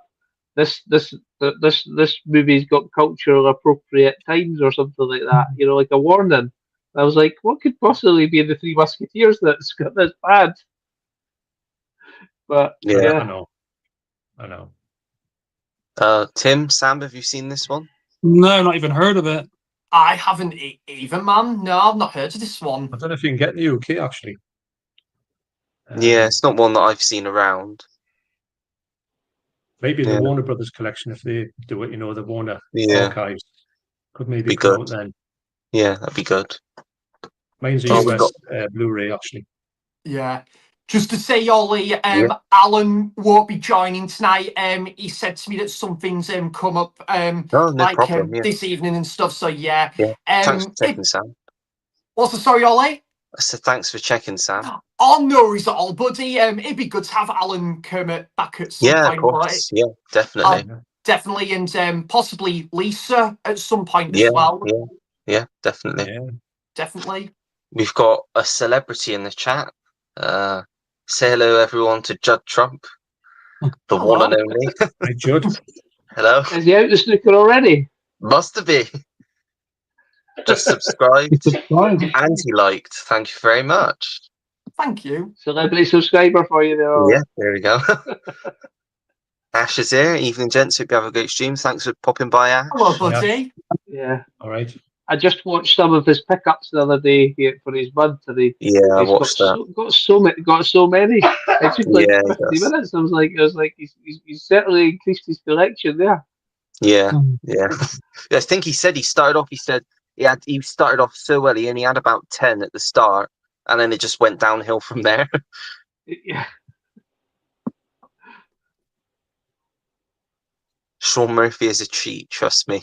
I've not been following the Snooks. I usually do, but I've not been following it. I think you've got a troll. Maybe, yeah, maybe. Maybe, yeah. He has then gone on and he's asked, is Kindergarten Cop on Blu-ray? Yep, it's got Blu-ray and Kino Lorber 4K as well. I don't have the Blu-ray, but I've seen the film. Quality film.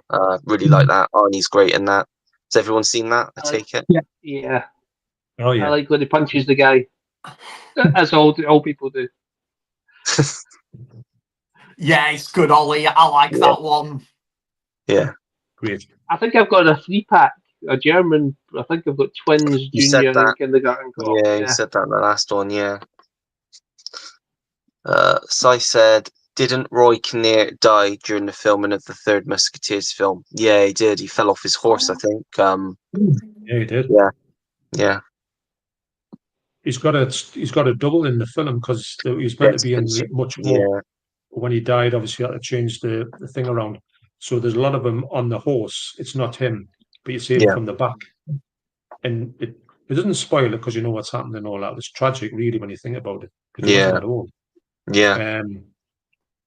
But I think they did have some rules brought in after that to say that somebody who, like Roy Kinnear, wasn't exactly super fit, to say that you would not go anywhere near a horse if you were unable to be, to look after a horse, shall I say. Yeah. So Yeah.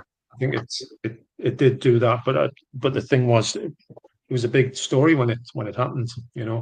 Sadly, it did probably alter how the film was.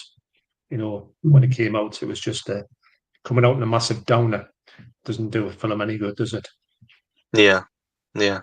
Is there a sci-fi film where people die as well? And there was a big accident in it. Can't remember what film. The Crow? Oh, yeah, Brandon Lee and the Crow, yeah. No, there was another one. Someone told me. I can't remember what the name of the sci-fi film. There's some kind of helicopter scene, and the helicopter crashed and they killed 3 people. Yeah, and it was still in the film, but I can't remember the name of the film. Twilight Zone. That's right. The movie. Twilight Zone, the movie. Yeah, I've never seen it yet, but they left it in the film, didn't they? Oh. The scene. What they did was they had to change some of what they'd had was it was Vic Morrow, and he was carrying 2 young Chinese kids, and they all got killed. But they filmed enough to actually get the story out but they had to change a few little bits in it because of what happened. It was going to take a different path, but they managed to get the story out of it. I think they filmed the start and the end of that particular thing, but the footage is online. You can see it online. You can see the helicopter crash online. We don't see any of that in the film. You do see, I think you do see them going into the water, and then it cuts to something else, and then you would see them maybe exiting the water, but the middle bit obviously wasn't. But you can see the footage if you look for it. Harrowing. Yeah. Judd Trump's favorite film is Shawshank Redemption. Well, I never would have guessed that. Great film. choice. Yeah, great film. There's no snooker in that. There's not, no. The governor would spring for a pool table. He barely You sprung think for it'd a be the library. Hustler, wouldn't you? Yeah. Yeah. Or the Colour of Money. I like the Colour of Money. Yeah. The follow up as well. Yeah. Yes. Django Unchained is an underrated classic. It is a great film, yeah, Django. One of my favourite Tarantino's, yeah. I can rewatch that over and over again, and I think Oh, Samuel L. Jackson plays a really nasty piece of work in that, doesn't he? Yeah. I don't know. Have you seen? I don't know if you've seen the extended. Has anyone seen the extended part scenes with Samuel L. Jackson in it? Don't think I have. I don't think No, so. I don't think so. They found a lot more. What was his name in it? What was his name? He played an what was old the man, butler's didn't name? he? He played the butler, yeah. What was his name though? I can't remember what his name was. Can't remember either But now. but they apparently they filmed like 2 more hours of footage of him being really nasty to slaves and things like that, cutting off parts and stuff like that. And Wow. I've seen some of the clips. Seen some of the clips online. He had but they trimmed the movie down, but he had a much larger part in it. No. Wow. Marty's here. Hello, Marty. How are you? Hello, We're all Marty. good. Marty, all right? Top guy. I know. He said, yeah, Roy Kinnear died during the film, fell off his horse, yeah. Yeah.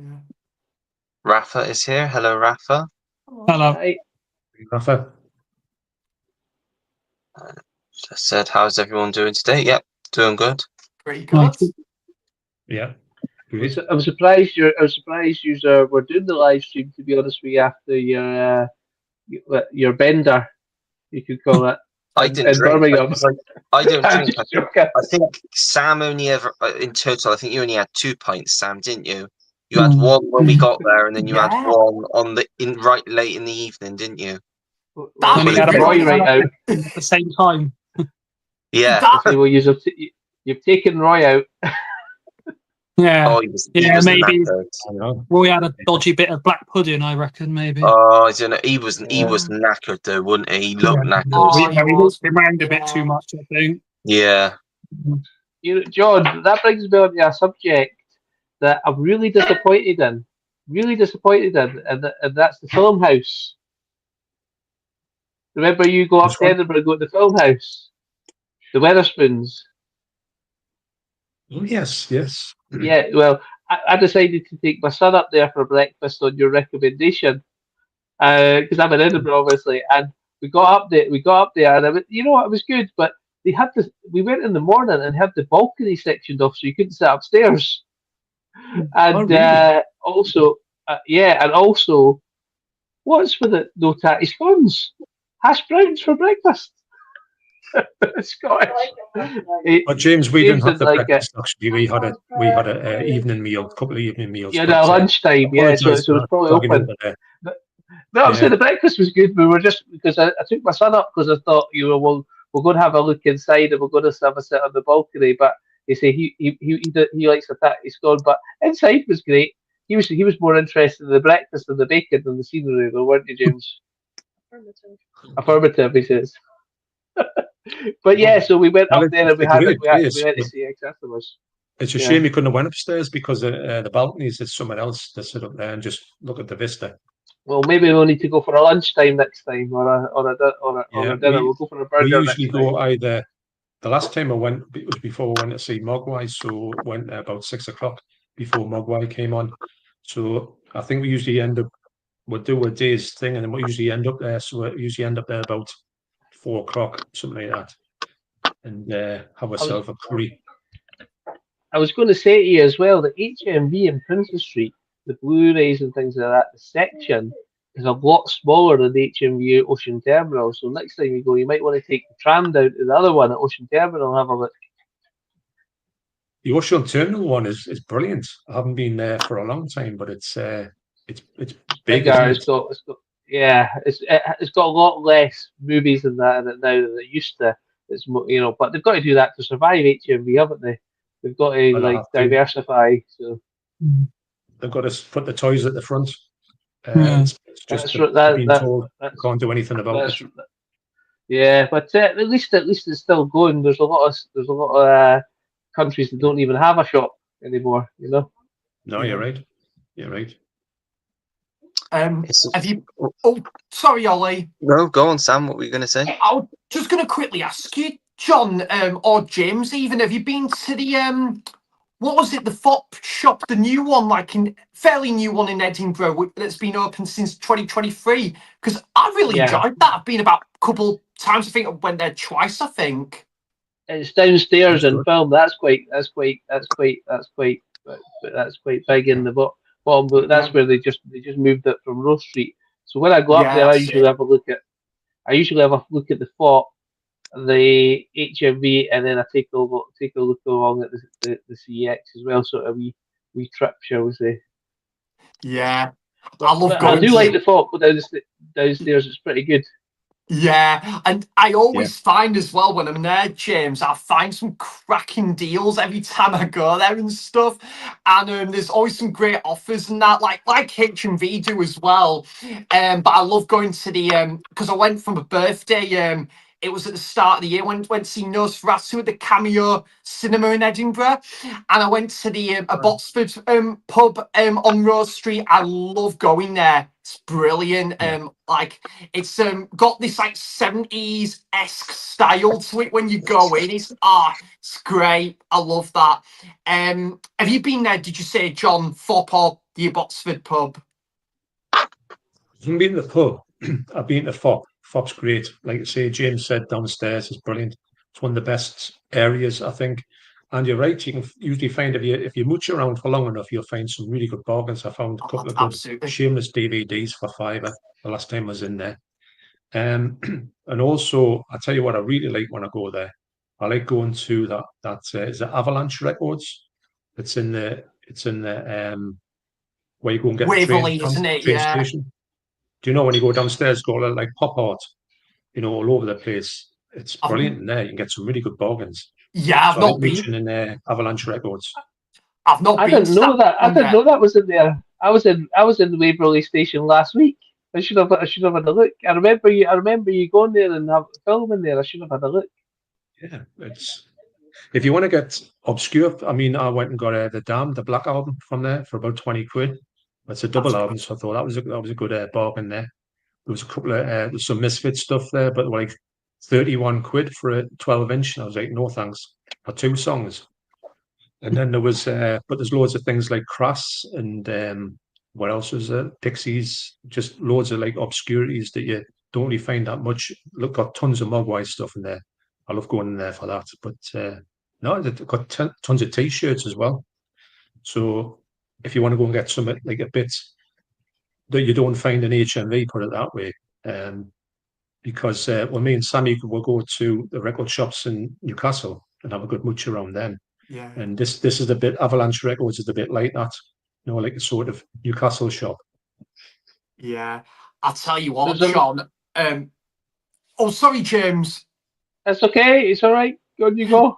Oh, no worries. I was going to say, though, John, like, apparently, because, on, like, Record Store Day, Newcastle, apparently, like, Reflex, their queues are, like, to the end of, it's, like, near, obviously, even Granger Market, almost, and then, obviously, there was, like, Beatdown Records, which I did used to go for Record Store Day, but, yeah, and, RPM Music as well. But yeah, apparently they did really well. It was meant to be a cracking experience on Record Store Day, man. But I tell you where I need to go, John. Anthony, who's I think the DJ who runs 586 Records, which was opposite from Tyneside Cinema. He's relocated to up Gateshead way about 3-4 years ago, and I've been meaning to go like back there, like to the new 5x6 for a canny while now, because honestly, John, I have bought some absolute bargains from Anthony for 586 records, and RPM brilliant. You know, you've got like Rich, Craig, and Marek who work there as well, and Al, Paul, Nick, and Sam who works at Beatdown Records. Yeah, we've got some great record shops, haven't we, John? They really are. And if you want to get something that's just a bit different, you can get plenty of stuff in there. To me, I prefer to HMV, if I'm honest. Same, yeah. Yeah, definitely.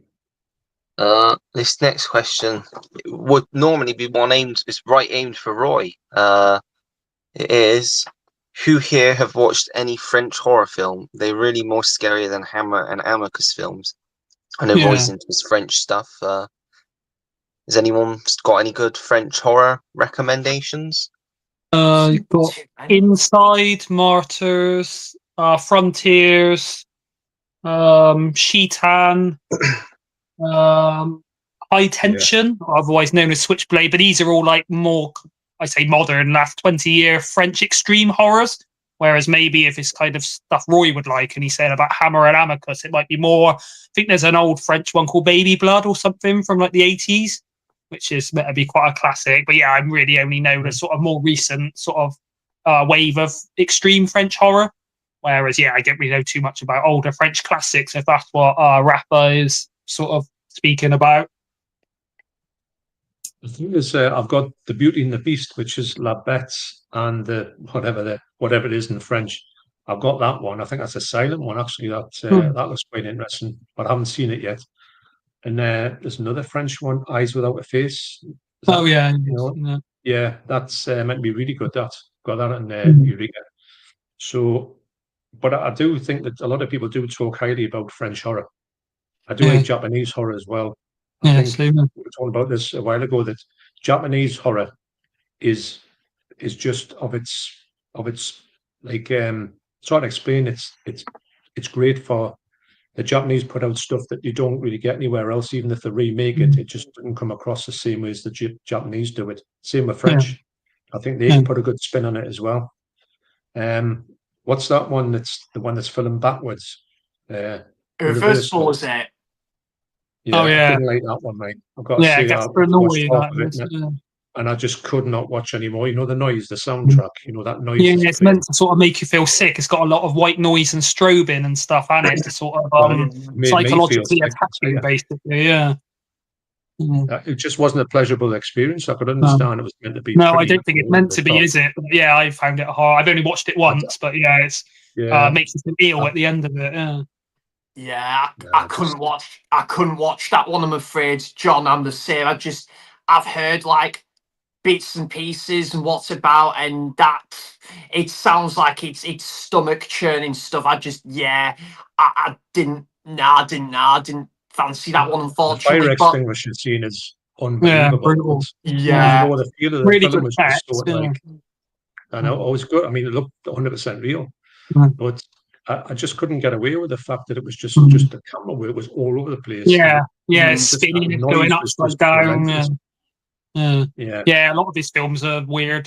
Climax is probably his most palatable one, but that's still quite insane, where basically there's like a dance troupe of like won a competition, so they go to celebrate in this big hall, and then someone puts LSD in the punch, and they're all over the place. They're like breaking their bones when they're dancing. But yeah, that's all his films are quite sort of disturbing and weird, to be fair. I love Climax, by the way. I think it's one of the best. That's good. That's fantastic. The dancing in it is amazing. And when they're doing the dance and they're doing all that thing when they're holding their arms all over the place, putting them behind the heads, you think that would kill me doing that, or be in hospital. The one scene, I tell you what, John, the one scene in that movie that I found a bit chilling was the scene when with the cupboard, the cabinet, and there's a character that goes near it, and that's all I say for anyone that hasn't seen it. But my goodness, and you hear like the cries almost and something. It's like, wow, it was quite chilling to watch. But the film climax is fantastic, mate, isn't it? It is utterly brilliant. Yeah, I've yeah, and I know Leon is a big fan of that one as well. But it's Yeah, he is. yeah, really good movie, man. John, not French horror, but have you seen? I think Tyneside are showing it. Have you seen La Haine? No, I Is haven't that actually. Vincent Cassel, Heard isn't great it? things about it. Yeah, that's a really good movie. Actually, if Tyneside are going to show it for another week or something, I'd like to try and catch that one on the big screen. I think it might have just got a BFI sort of big 4K release. Pretty sure I seen that in HMV the other day. It's like a thick box, a bit like the Seven Samurai and that. I wouldn't mind getting that, Yeah, to be that fair, rings a bell. mate. Because La Haine, yeah, I've only got the standard BFI Blu-ray, but I think that is worthy of a 4K upgrade, and if it's got some bells and whistles in that, it's really good. But have you got it in your collection? Did you say, John? I don't think so.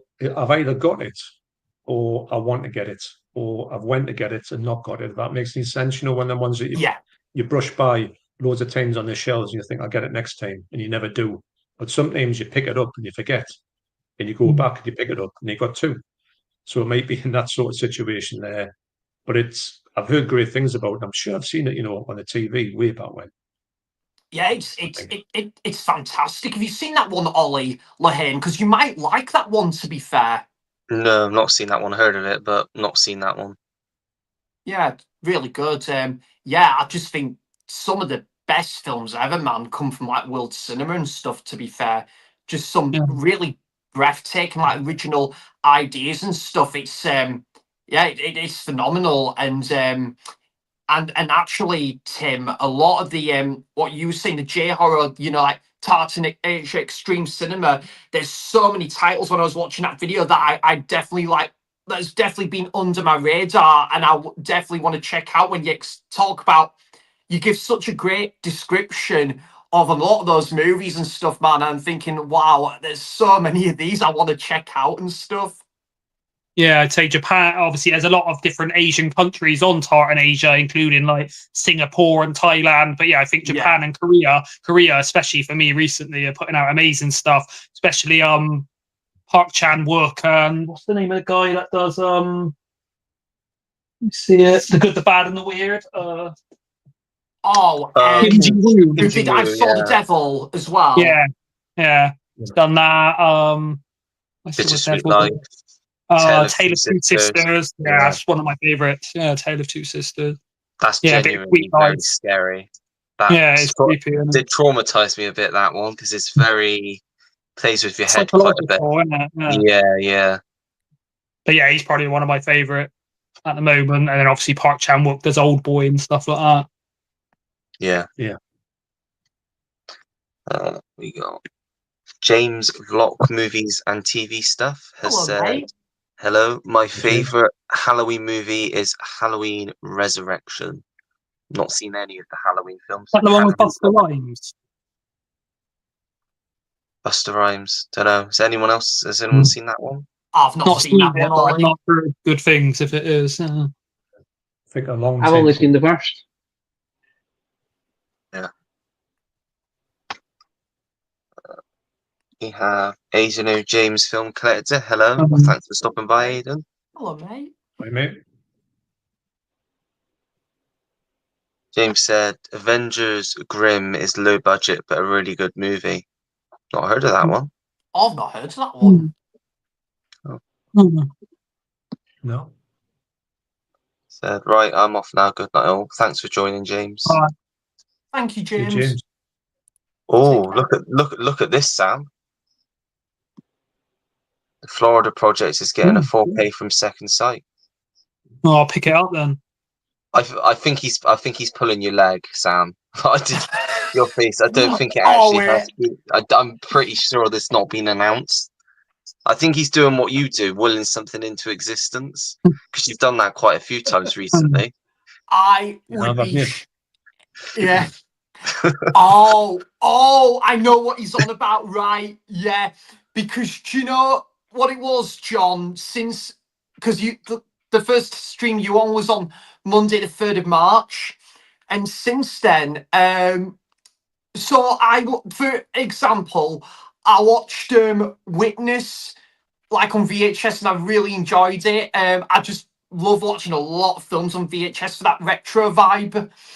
And literally, like a couple of days later after I watched it, I said, do you know what? How good would it be if there was a 4K release like from Arrow over here in the UK?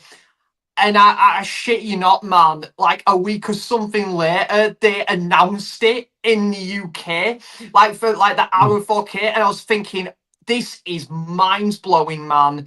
And so yeah, and I think me and Ollie was saying when we were in HMV, it was like Saturday or the Sunday, it'd be great, like Warner Archive, they seem to be like they're going to be there to stay at the same price for goodness knows how long. And literally, again, Ollie, they must have heard us because They must have overheard our conversation, yeah. they must have done, because they thought, right, Ollie and Sam are asking for a 2 for £15 one archive sale. We got to do this. Come on, let's do Ollie. this. And Yeah. Ollie, just to let you know, I just looked it up. According to this, the director said it is coming out the second sight. Oh, is it? oh my He's not god, pulling your leg then. It says foreigner project coming from second sight. Sean Barker says in a red carpet interview. Oh, wow. wow. So he might not be pulling. He might not be pulling your leg. Well, Marty, thanks for letting me know. Thanks, James, as well, because that will hands down be, you know, like that I will be definitely pre-ordering that one as well. And I've got to pre-order that and Zombie Flesh Eaters and what's the other one? Cobra. Is anyone getting that? Stallone film? Possibly that one's him actually as well, Good. to be fair. Taken of Pelham 1, 2, 3 was the other one. What's the other one I've got to pre-order? Is it Dark City or something? But yeah, no, thanks for letting me. But yeah, cheers, Martin, because I'll definitely be getting that. And yeah, so yeah, been honestly, John, you'd agree, wouldn't you? This has been a brilliant year for physical media already, hasn't it?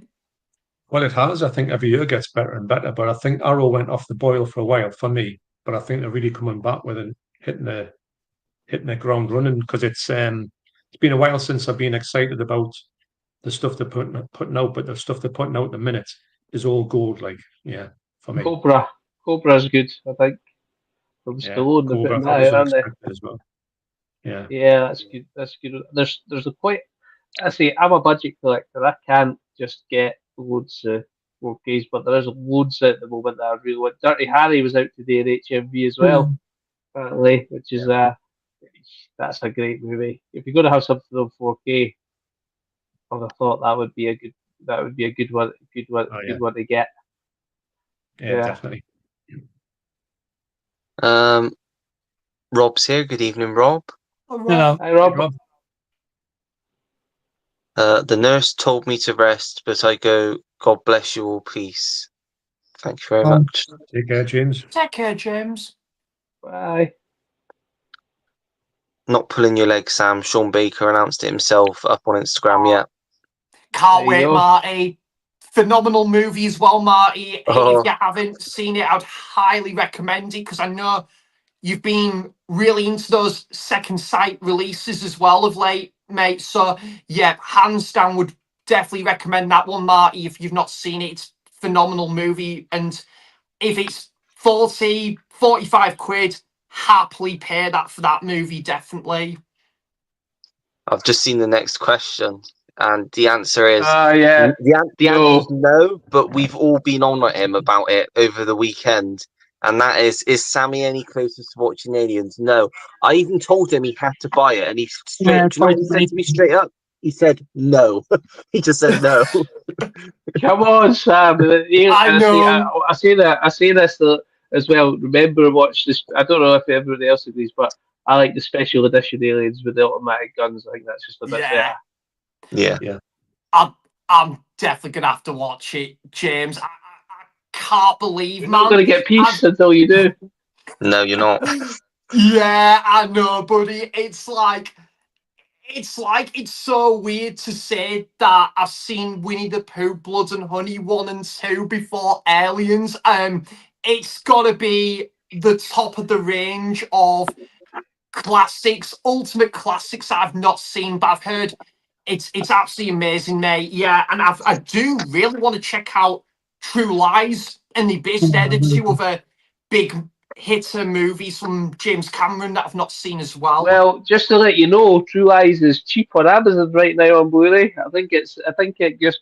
So I was looking at Amazon earlier. I think it's on there for $6 or $7.99. Yeah, I think Ash picked it up, didn't he, in his latest one, I think. He did, I've- Tim, yeah. Looks nice with the I've- slipcover as well for $7.99. That's really good. Yeah. It's probably Arnie's best acting performance. He actually delivers really good dialogue in that. Yeah, he's pretty good in that. Yeah. Yeah, it's a really good film, actually. Yeah. Luckily for me, I've got a good friend in Larry.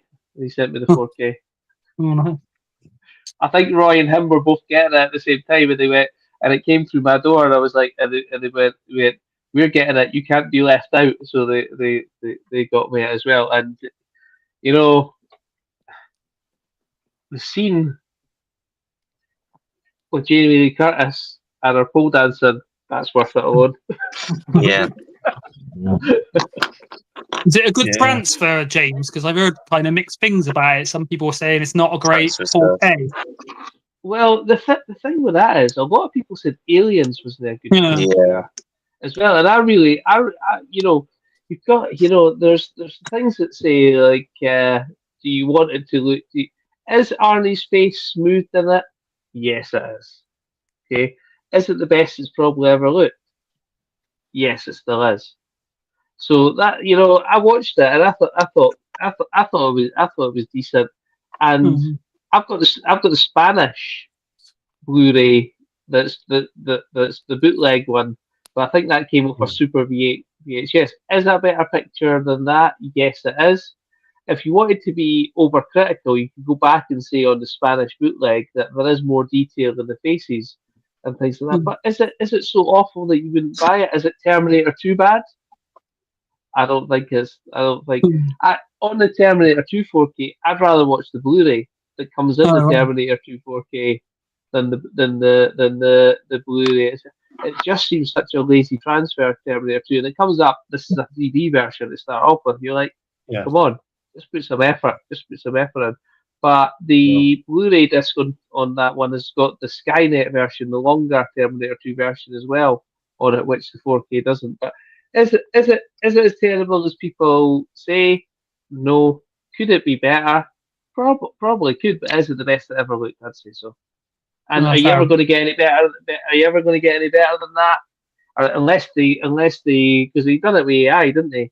So if you, is he ever going to go back and redo that again on another? I think that's highly unlikely. So if you like the movie, and I think it is the best, I think it is the best. So either that or you're stuck with the DVD, aren't you? Well, Or I've the only got the Spanish bootleg. DVD, I think, so that'd be an upgrade from that. Yeah, and and you get the you do get the Blu-ray in it as well, which is so it's a bonus. But as I say, you can get the Blu-ray itself for, I think I'll have a look, but I think it was either $6 or $7.99 because I've seen it earlier. So that was 15 just a couple of weeks ago. I was thinking that if for someone that's not got True Eyes, that's a great deal. I think it was 8 in TV yesterday, wasn't it? Because Aliens was 8 on Blu-ray as well. Oh, $7.99. I think they do it. Well, it's actually an odd number. It's $7.59 on Amazon right now. So 40p off your £8. You can't beat that, can you? For the Blu-ray on there. But the transfer, I think it's as bad as everyone makes it. Good. Yeah. This might be one for John. Hammer's release of the Quatermass Experiment Limited Collector's Edition. Is that a thing, John? Do you know about that one? Yeah, it's coming out, I think, next month or the month after. They've just announced it. It's 1958, something like that, 56. I remember seeing it on TV loads of times, and I went to buy it. not recently, but a while ago, and it just couldn't get it anywhere in the UK. It hasn't had a good release, and I'd given up on it, and I'd actually bought. I thought I bought the 3 films on DVD, the original ones, but it was a TV series, unfortunately. But I still watched them. But the Quatermass Experiment that's going to be done, them big box sets like Kronos is done, and I think it's going to look sensational because everything they do at this point, I think they'll only do a release like that unless they've got the original negatives and they can go back and do the best ever versions, because the 4-sided triangle that they put out, the one after Kronos, looks sensational as well. So they're doing a really good job. I mean, everyone's saying can they not get like the better ones out, but I think they seem to be going for the ones that you just couldn't get your hands on in the UK very easily. I think they're going to do it that way first, by the sounds of it. But yeah, it's a Stone Cold classic. So dying to get my hands in it, because it's one that I've been wanting to watch for a long time. So yeah, really excited about that. Yeah, I think Stuart was on about it at breakfast yesterday, wasn't he? And he was saying, I think it's going to be like 55, 60. I've seen Quatermass in the Pit. I've not seen the other ones, but the first one, that one where the bloke they go to they send something up to space and it comes back. Actually, I think they send an astronaut up or something like that, and he gets his hand infected by this thing, and it starts to turn his hand manky, and it's about him coming back to Earth with this sort of flesh-eating thing on it. A bit like, if you think about it, it's a bit like Fantastic Four with the thing, but it doesn't turn to rock, kind of like that. But it's a great film. Remember, like I say, it's been on the TV all the time, and then when you want to go and buy the physical, just can't get your hands on it at all. So I'm so glad they've done that. But for some reason, I really thought they were going to. I didn't think they were going to release it next, but I thought they were going to do that one sometime. But it's such a. Now, when I think about them now, I go and look for the ones that are like just aren't available in the UK easily, and I think that's the ones they're going to do first. I think they will get the big ones out, Dracula and Frankenstein and whatnot, and the Reptile and Gorgon. But I think they're going to go down this route first, just these really obscure, not obscure ones, but the ones that are just not available in the UK. Makes sense. Yeah. Right, we've caught up with the comments. What was that? Sorry, John? I'm saying I'm all for it. I think that I've never ever seen a bad Hammer film. Saying that though, I did watch, and I was thinking it was going to be absolutely, well, not absolutely brilliant, but I had never seen it ever before. The Abominable Snowman, and I thought I'd got a chance to see it. It was on a bit like we're talking about before on one of these sort of streaming services. You can get like a freebie on it. And Freebie, maybe I was on that for 10 minutes, and I went and watched it, and it was really disappointing, if I'm honest. Peter Cushing's in it. It's great. Actually, if you watch the Doctor Who, the Yeti one, with Patrick Troughton, I think it's a cartoon version. You get two proper episodes in it. It's kind of like the story of that. So Hammer, I don't know who copied who. I think Doctor Who copied Hammer on the Abominable Snowman. I think it was 57. A bit of a letdown, but apart from that, everything I've seen by Hammer has been top class. You've seen the trailer for the forthcoming Hammer one, John. I can't remember the name. It's like a quail or something, but it's about a Yeti kind of thing. Yeah, it looks good. That's right.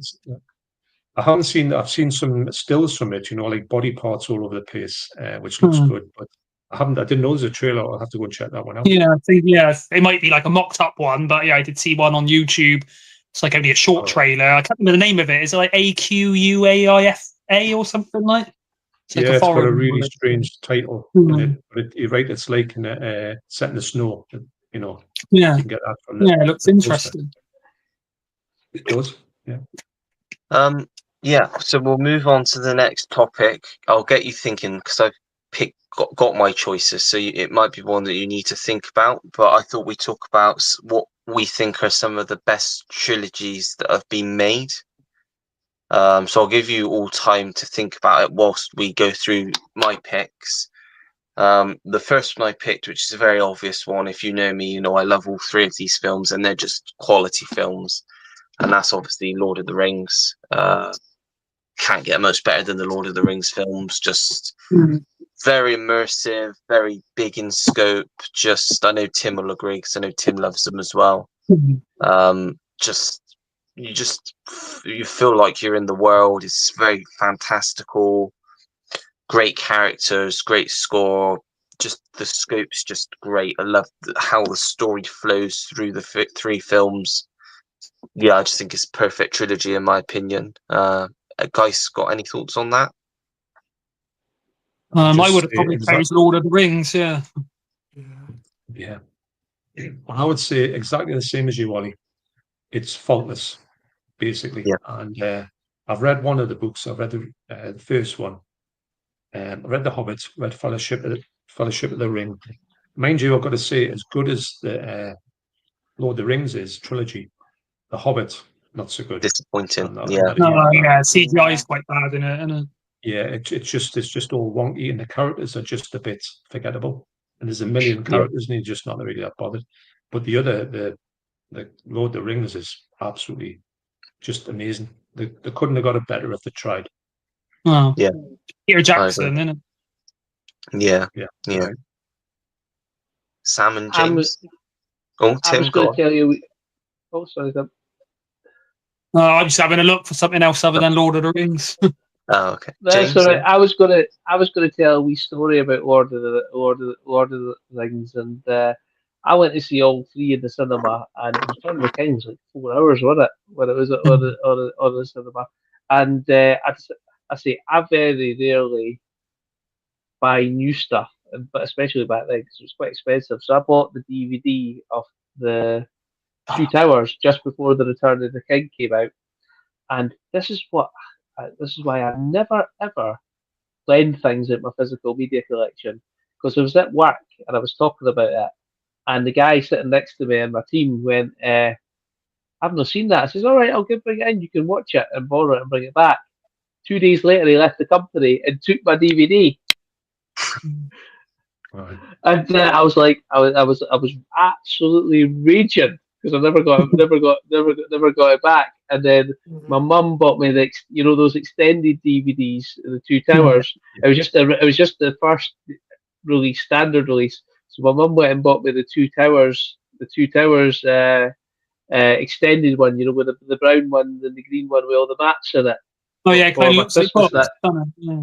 Yeah, so for my Christmas that year, so to be honest with you, I usually decase all my DVDs, but I've still got that one for that reason. I was absolutely raging when he did return it. So I only tend to try and lend maybe to my dad or something like that. Now I never, just like so annoyed. Yeah, I bet. No, Yeah. it's awful that happens. Yeah. Sam, you got thoughts on Lord of the Rings? Oh yeah, they're just great trilogy of films. It's kind of what really, I think it was a real game changer for especially with going into the 21st century, and I think it really was that and Harry Potter that came at the time, and I think it really changed that. Whilst they were based off books, but I think from a cinematic angle and the scope, it really was refreshing for the blockbuster genre almost, like especially in cinema, and it was like so nothing else like it at the time really. And I think especially I think it came out at a similar time. I think was it Harry Potter the Sorcerer's Stone came out I think November 2001. Lord of the Rings Fellowship came out I think the month afterwards, December. Yeah. And yeah, like that was just, I think, and also I think those movies, Lord of the Rings as well, I think are really great for that wintry, cozy period as well. Yeah, I just but all great.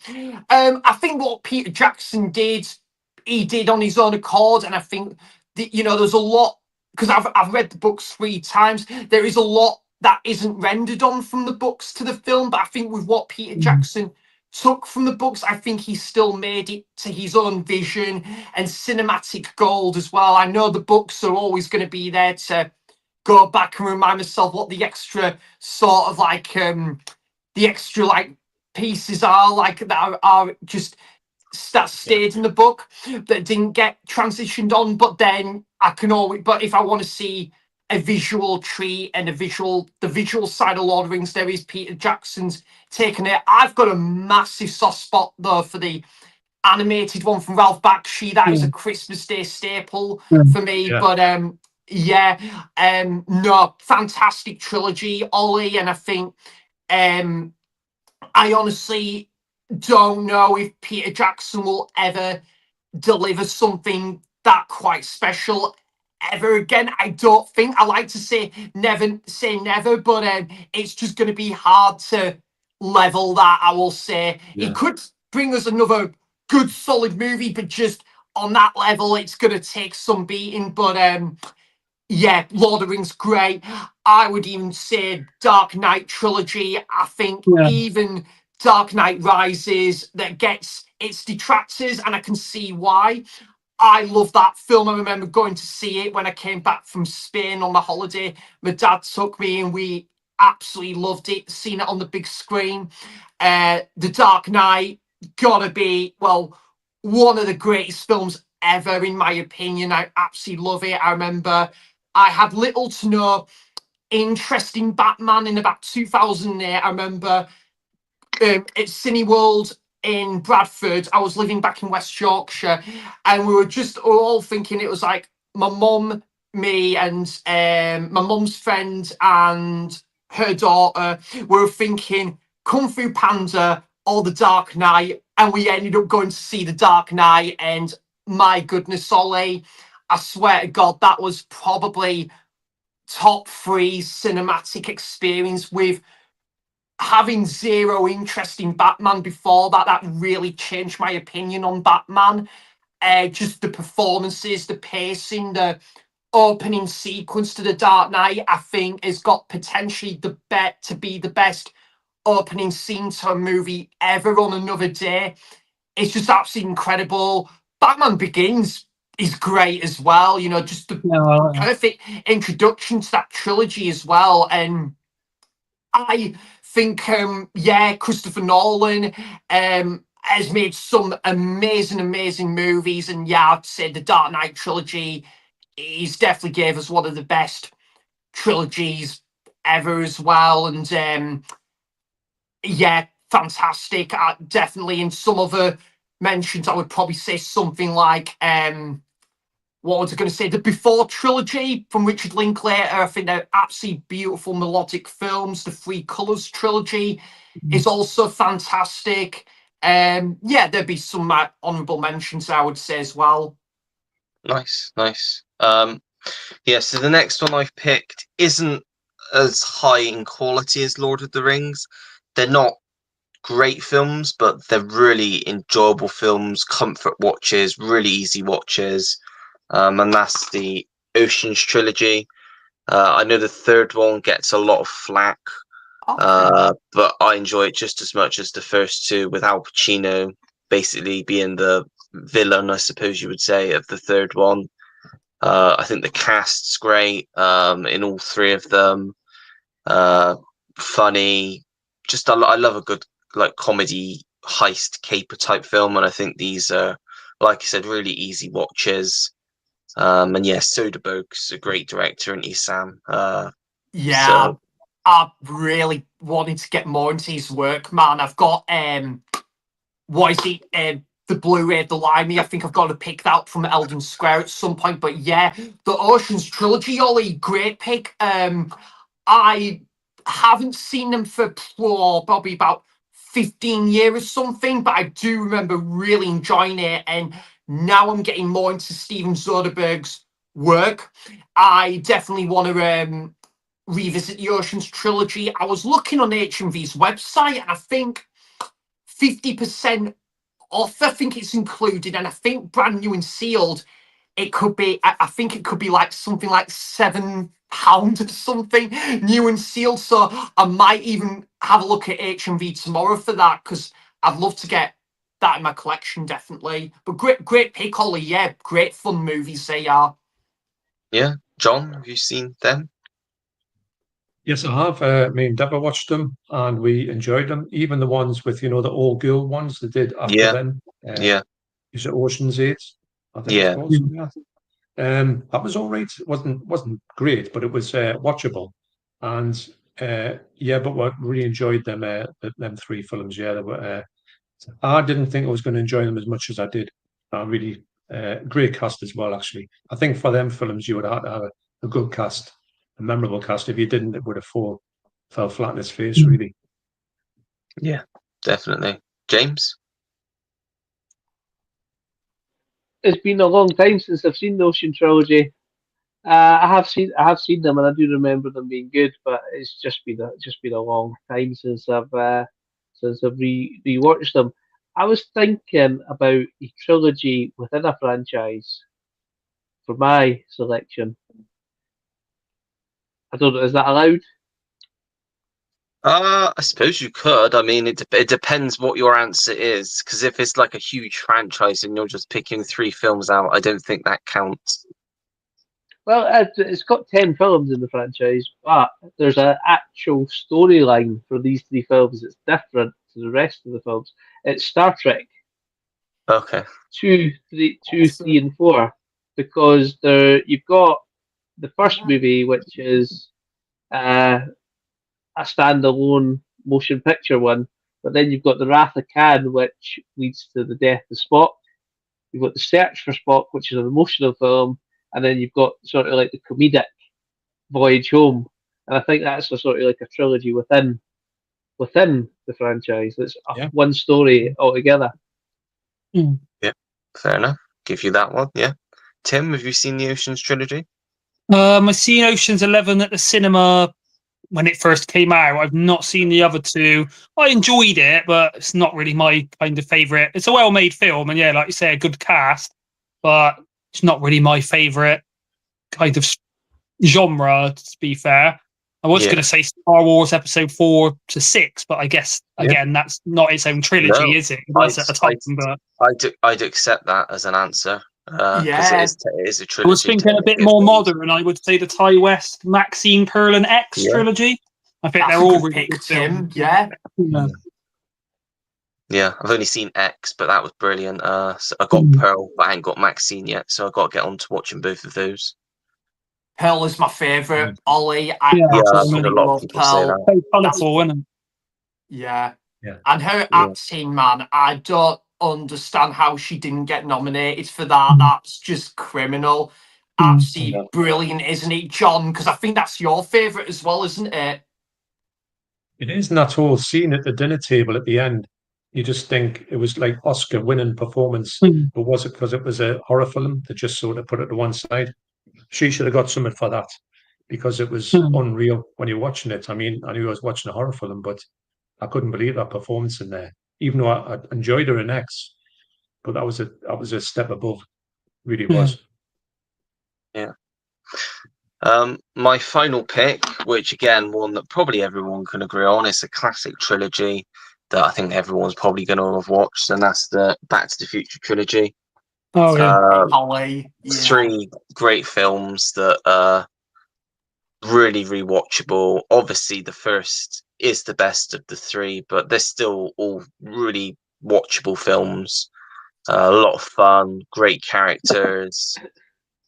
Like, yeah, just love those films. A lot of people don't like 2, Ollie, but I really like 2. Amen. I do. Yeah, everyone like the Back to the Future trilogy then, yeah? Oh, yeah. 100% yes. And Yeah. sometimes you watch it and there's some things. Well, I've got the 4K set as well. And see when you watch the first scene where they go to Doc's laboratory and he's doing all his mechanics and things like that, like the clock and the like dog thing. I think sometimes even if you watch that, you see different things each time. In the first scene, I found that. And well, over the course of time, they're talking about the plutonium on the TV, and you're supposed to pick that up. The first time I watched that, I don't think I picked that up. And the trees in the mall where there's only one tree when he comes back, I don't think I picked that up first time either. You know, so I think there's always things to enjoy in those ones. Yeah, definitely. Anyone else got any other trilogies that they can think of that they like? Oh, Mad Max. Yeah. I even like. Well, I know it's not a trilogy anymore, but the No. original three It were a was. trilogy No, I was because they're gonna Mel say Gibson.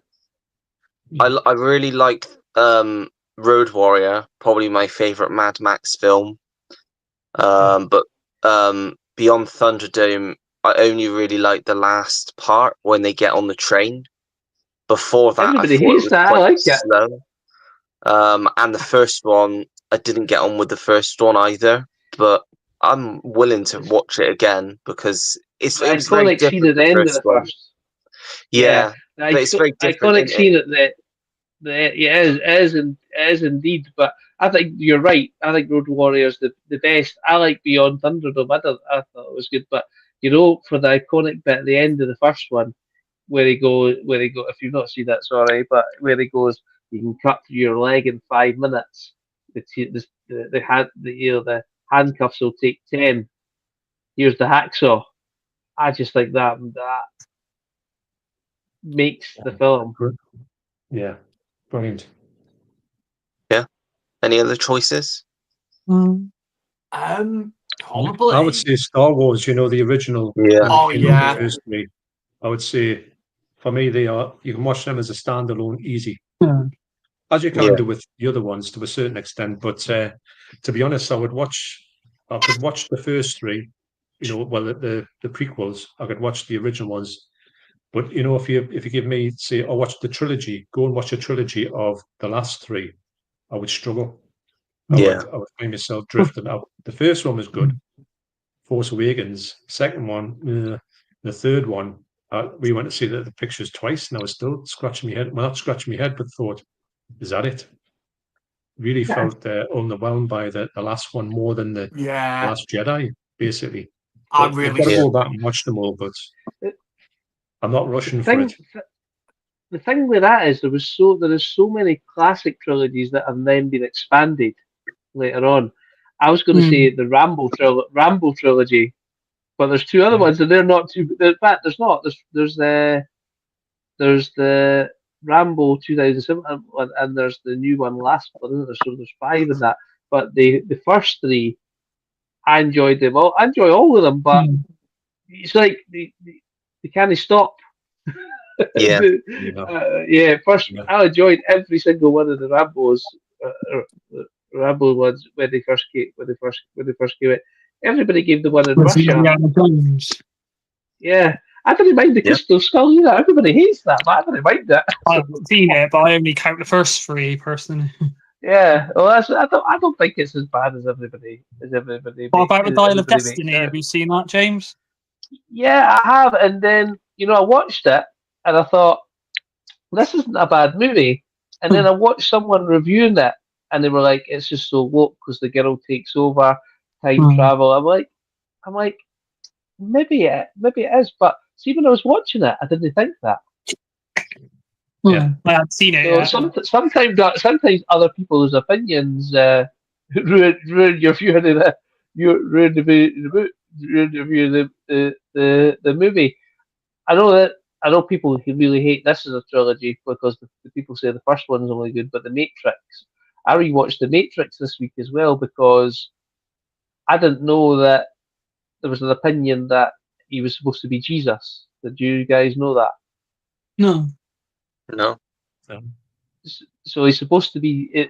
I think everybody's saying this is based on Jesus. When the guy goes to the door at the start, where he's going to follow the white rabbit, he says, "You're my own personal Jesus Christ." To him when he gives him the thing, then he's the one, and he's got disciples, and they're following him. Then he gets killed, and he gets resurrected at the end, and he's all powerful. So some people say that The Matrix is the story of Jesus, and I thought I'd rewatch it after someone told me that, and I can sort of see why they say that. Well, I was saying sometimes if you look into films too much, you can ruin them for yourself. Yeah, I know what you're saying. The one's just coming to my mind there, Unbreakable and That's Split. the trilogy. Yeah. Yeah, and Glass. That's a good one. That's just Split and when Glass, you were talking there, it just flashed in my mind. I think it's a great trilogy, a Yeah. really strange trilogy, and the ending of it, the glass thing, it didn't end the way I thought it was going to end. Not that I really take too much from that, but I really thought when I was watching it at the cinema, I thought this is not going to go the way that I thought it was going to go. You know, it's really weird that you think, oh, you're kind of building up for something, and then it didn't really go there, and you thought, wow, Doesn't happen. it was a bold Yeah. move, but yeah, it could have been better to just finish it off that way. But Yeah. Agree. Yeah. If that's it for everyone's choices, the next topic or section that I put is like a news roundup of the week. So like some big film news that's hit over the last week. I'll just Ollie, talk about it for a bit. Yeah. Ollie, before you begin, I'm going to have to bow out now, though, so I don't want to Okay. Thank you for joining, James. interrupt your flow. But I do appreciate you having me on. Nice to meet John. yes, you too, James. Sam as always, and Tim. Nice to meet you all. Thank Lovely you to very chat much. to you, buddy. James. Bye, James. Cheers. Thank you Okay, very much. Bye, Thanks. James. Take care, Bye. buddy. Bye. See you, James. Bye now. See you, bud. Yeah. So I thought I'd do like a film roundup news of the stuff that's kind of been going around the news the last week or so, and just talk about it a bit, and then get everyone's thoughts if they have any. I don't know how interesting all of it will be, but I've put a few stuff down that we could just see where it goes. The first one is Martin Scorsese's doing a new film, teaming up with The Rock and Emily Blunt. I think The Rock is also co-writing the script, and it's going to be a gangster film set in Hawaii, I believe in like the 70s. They're eyeing to shoot in early next year, so possibly coming out late next year. But interesting combination of people, I think, there. Anyone got any thoughts on that one? I think, to be honest, Ollie, I don't normally, because I'm not a big fan of The Rock, and he's probably a lovely guy and stuff, but him as an actor, just not been. I've not been impressed with the movies I've seen him in, and just some movies that he's been haven't been my cup of tea. However, Martin Scorsese and what you were saying, the gangsters in like Hawaii, I would be really interested to see that and see what The Rock would do in like a gangster film in Hawaii. So yeah, I'd definitely be open to taking a look at that. And Emily Blunt, I think you were saying, fantastic actor, definitely. Not a live action version of Moana, is it, Ollie? No, they've done that already. That's coming out Oh, next year. Did oh Coming yeah, out they in July did. Because that's next the year, Rock yeah. in Hawaii, isn't it? Yeah. Now, have you, John and Tim, got thoughts on that one? Well, I'm kind of. I mean, I haven't seen like Sammy too much with The Rock, but Scorsese being like an actress director, I'm surprised he's chose The Rock. So maybe The Rock has got more chops than we realised. I mean, I'm not surprised he's gone with Emily Blunt. She's a great actress, but yeah, obviously Scorsese's casting The Rock, then he must fit the role well, I guess. Yeah. John? You know that film that they had up recently? What was it called? Well, it was kind Jungle of Cruise. wanted picture to see that. Yeah, their chemistry in that film was brilliant. So It maybe was, I don't know, yeah. he's might have saw that chemistry and just thought, I think I'll have a bit of that. Now, I would like to think, and I don't think it will be, if they have a slight comedic edge to the film, it might Yeah. not be 100% serious. I think that would work. I think their chemistry was great in that. We had a brilliant time with it, and I think me and Deborah like The Rock, love Yeah. Emily Blunt as well. The pair was so for me and Martin Scorsese as well. He's just it sounds like it's going to be a match made in heaven. Yeah. I can't visualize it, but I would love to think they would do a great job with it because them components make me think that's going to be something special. You know, hopefully. Yeah. Should be good. Next one's kind of like a thumbs up, thumbs down sort of story.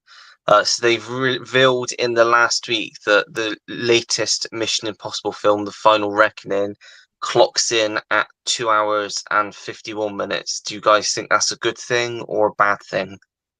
I would say possibly a good thing, Ollie, because it could I think they're just making the most out of it being its epic conclusion, like led on from like its predecessor.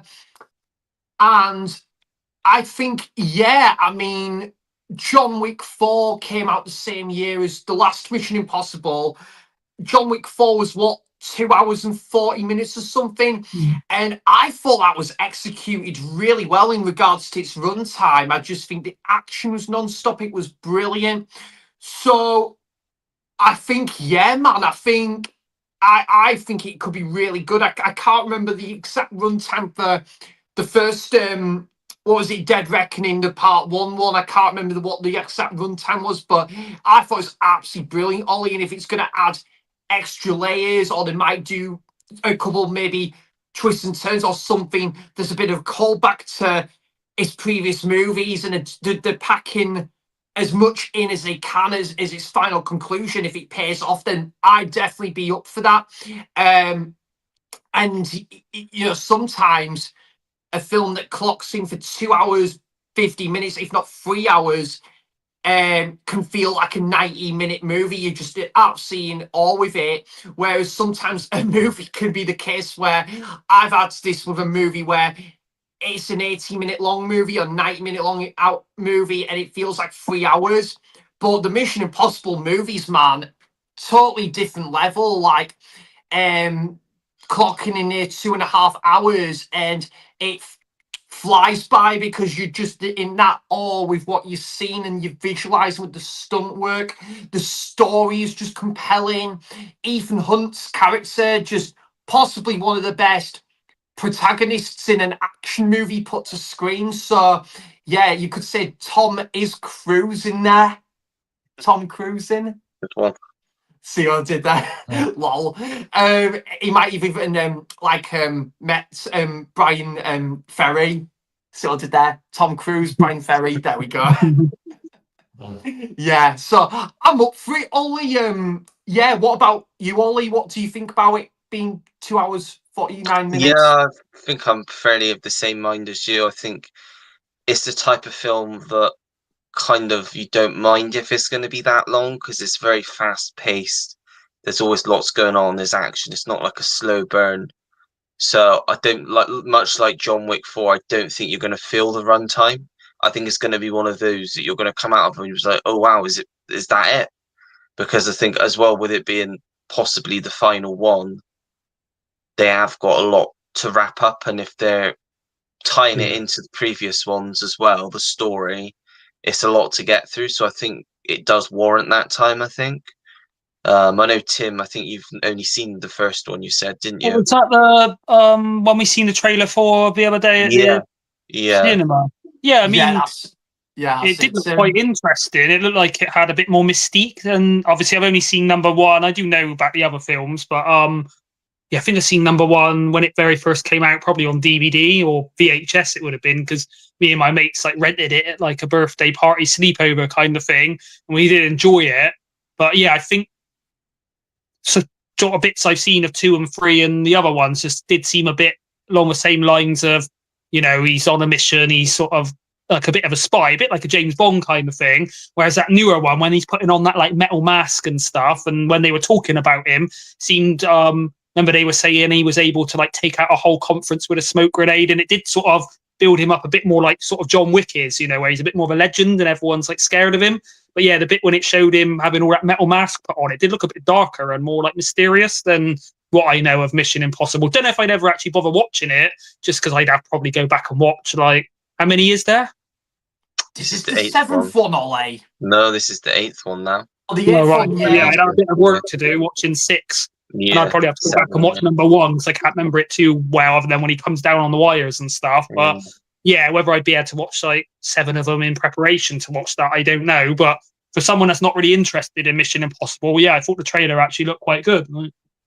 Yeah. John, what do you think about the runtime? Yeah, not got a problem with that. I think the other one was quite long as well, and it flew over, because these films, I agree with everything everyone said here. They need to be long.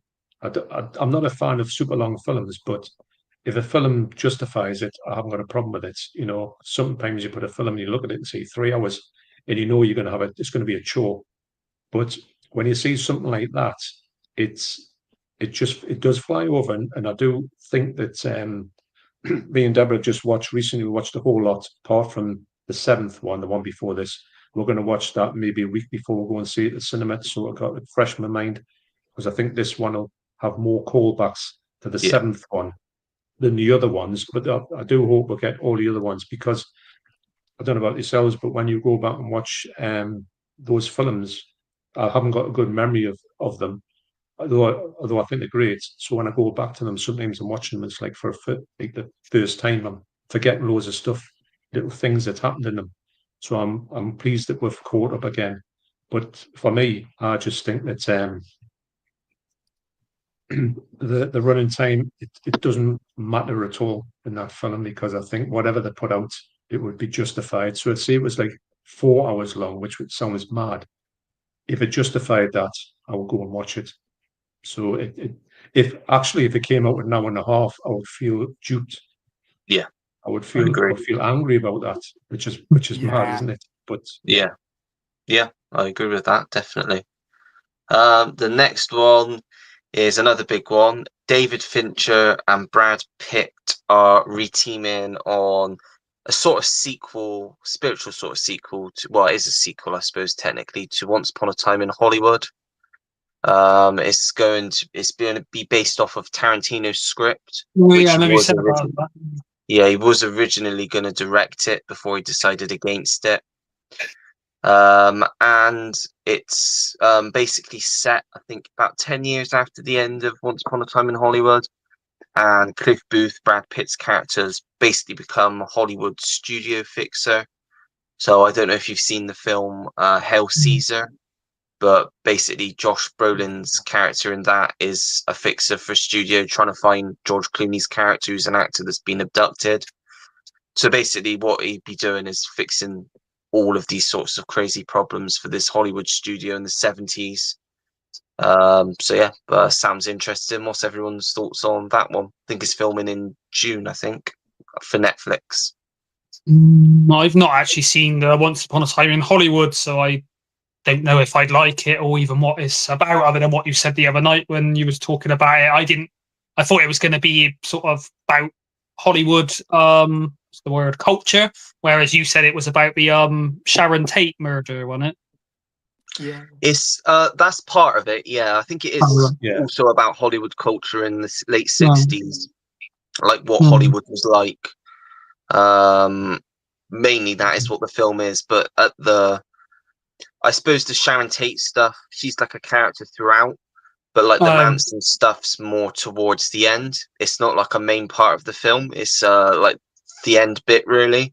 The most of the film is about Hollywood itself and what it was like back then.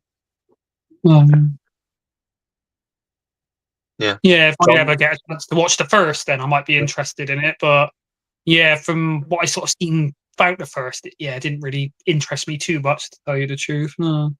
Yeah, John, thoughts? Actually, speaking of run times, I think that Once Upon a Time in Hollywood is a little bit too long. Yeah, But I'd really enjoy it. I think it's a great film. Yeah. But I think they could have shaved off maybe half an hour of it. It would have played out much better. I'm up for it. I would like to think that Leonardo DiCaprio would come back in it, because they've got a good double team when they're on screen together. Yeah, I've read that they offered him $3 million for basically a cameo in the film, which he turned down. They then went back with $5 million, which he's turned down. So I'm sure because of the talent behind it, they'll find a way to get him in there some way. So I know he's been I don't think, because I think it is more obviously focused on Brad Pitt's character, whereas I would say he was very much more of a supporting character in Once Upon a Time in Hollywood. But yeah. I mean, they're good mates, so it would think you would do it just for his mate, wouldn't you? Would, even if it's a cameo, just maybe not have the full thing about him, but for them just to be together for a little bit would be good. But I'm all for it. I do think they can kind of, if Quentin Tarantino is talking about only doing 10 films and then stopping, and then I don't think he'll do that, but he's taking that long to do another film. then maybe people could do like an extended universe of his and just say, right, let's take something that hasn't been finished yet, like Kill Bill Yeah, 3 that never got that's what I done. was thinking of. Let's Yeah, just do it and yeah, see how far we could go, because you never know if they do it correctly and they don't do it like really badly. Then I'm all for it, as long as they don't destroy the originals. But then again, if they do, you can just leave it, can't you? And just yeah, not go back to it. exactly. Sam, thoughts on that one?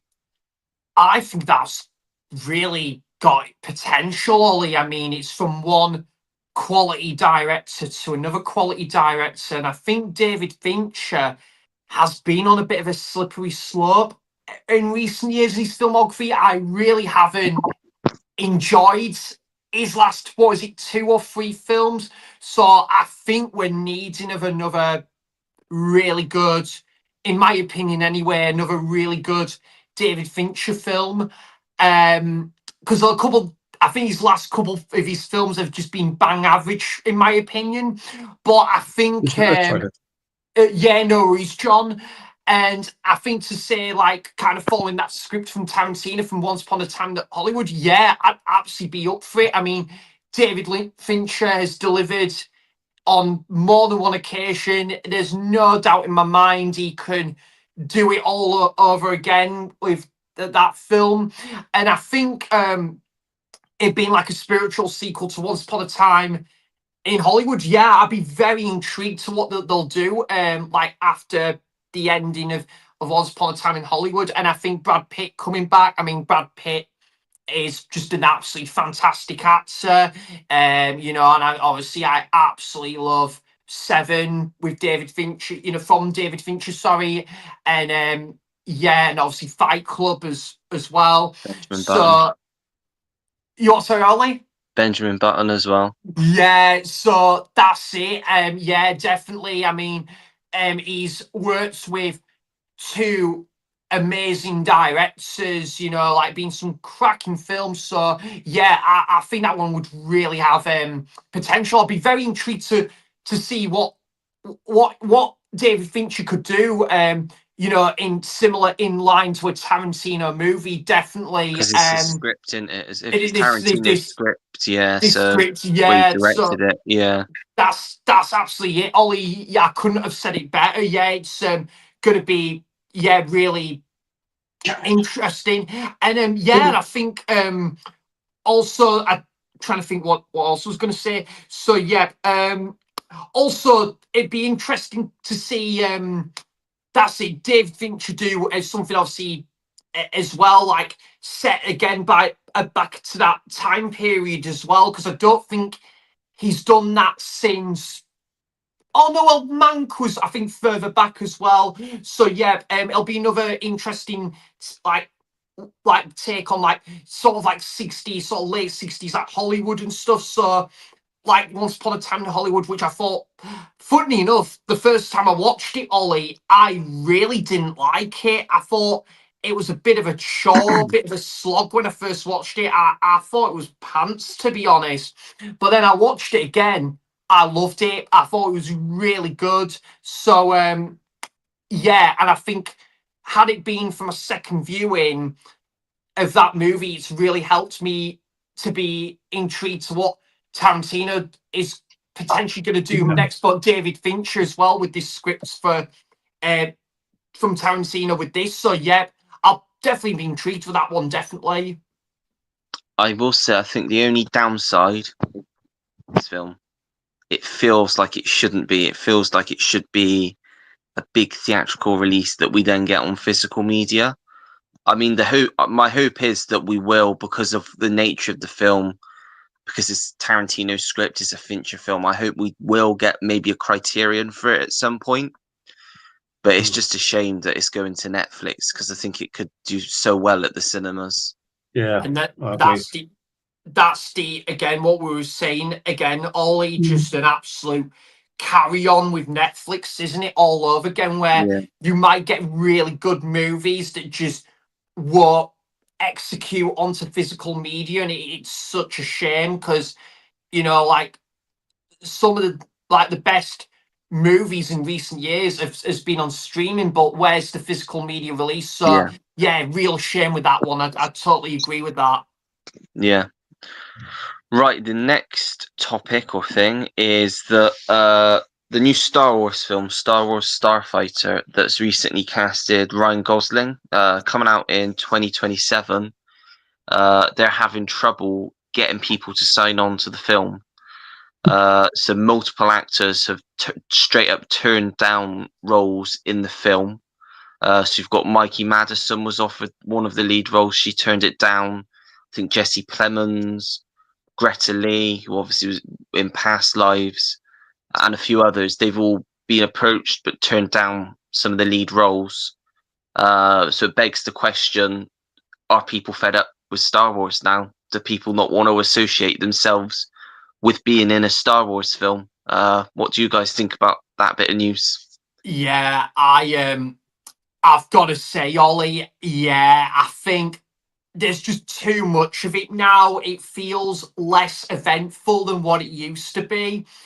Having a Star Wars, like movie, like The Force Awakens for the first time since Revenge of the Sith was a massive deal. And you could have said that with The Phantom Menace being the first Star Wars movie in 16 years. It was a massive deal because in that gap, you didn't have like the TV shows, the Disney spin-offs and that.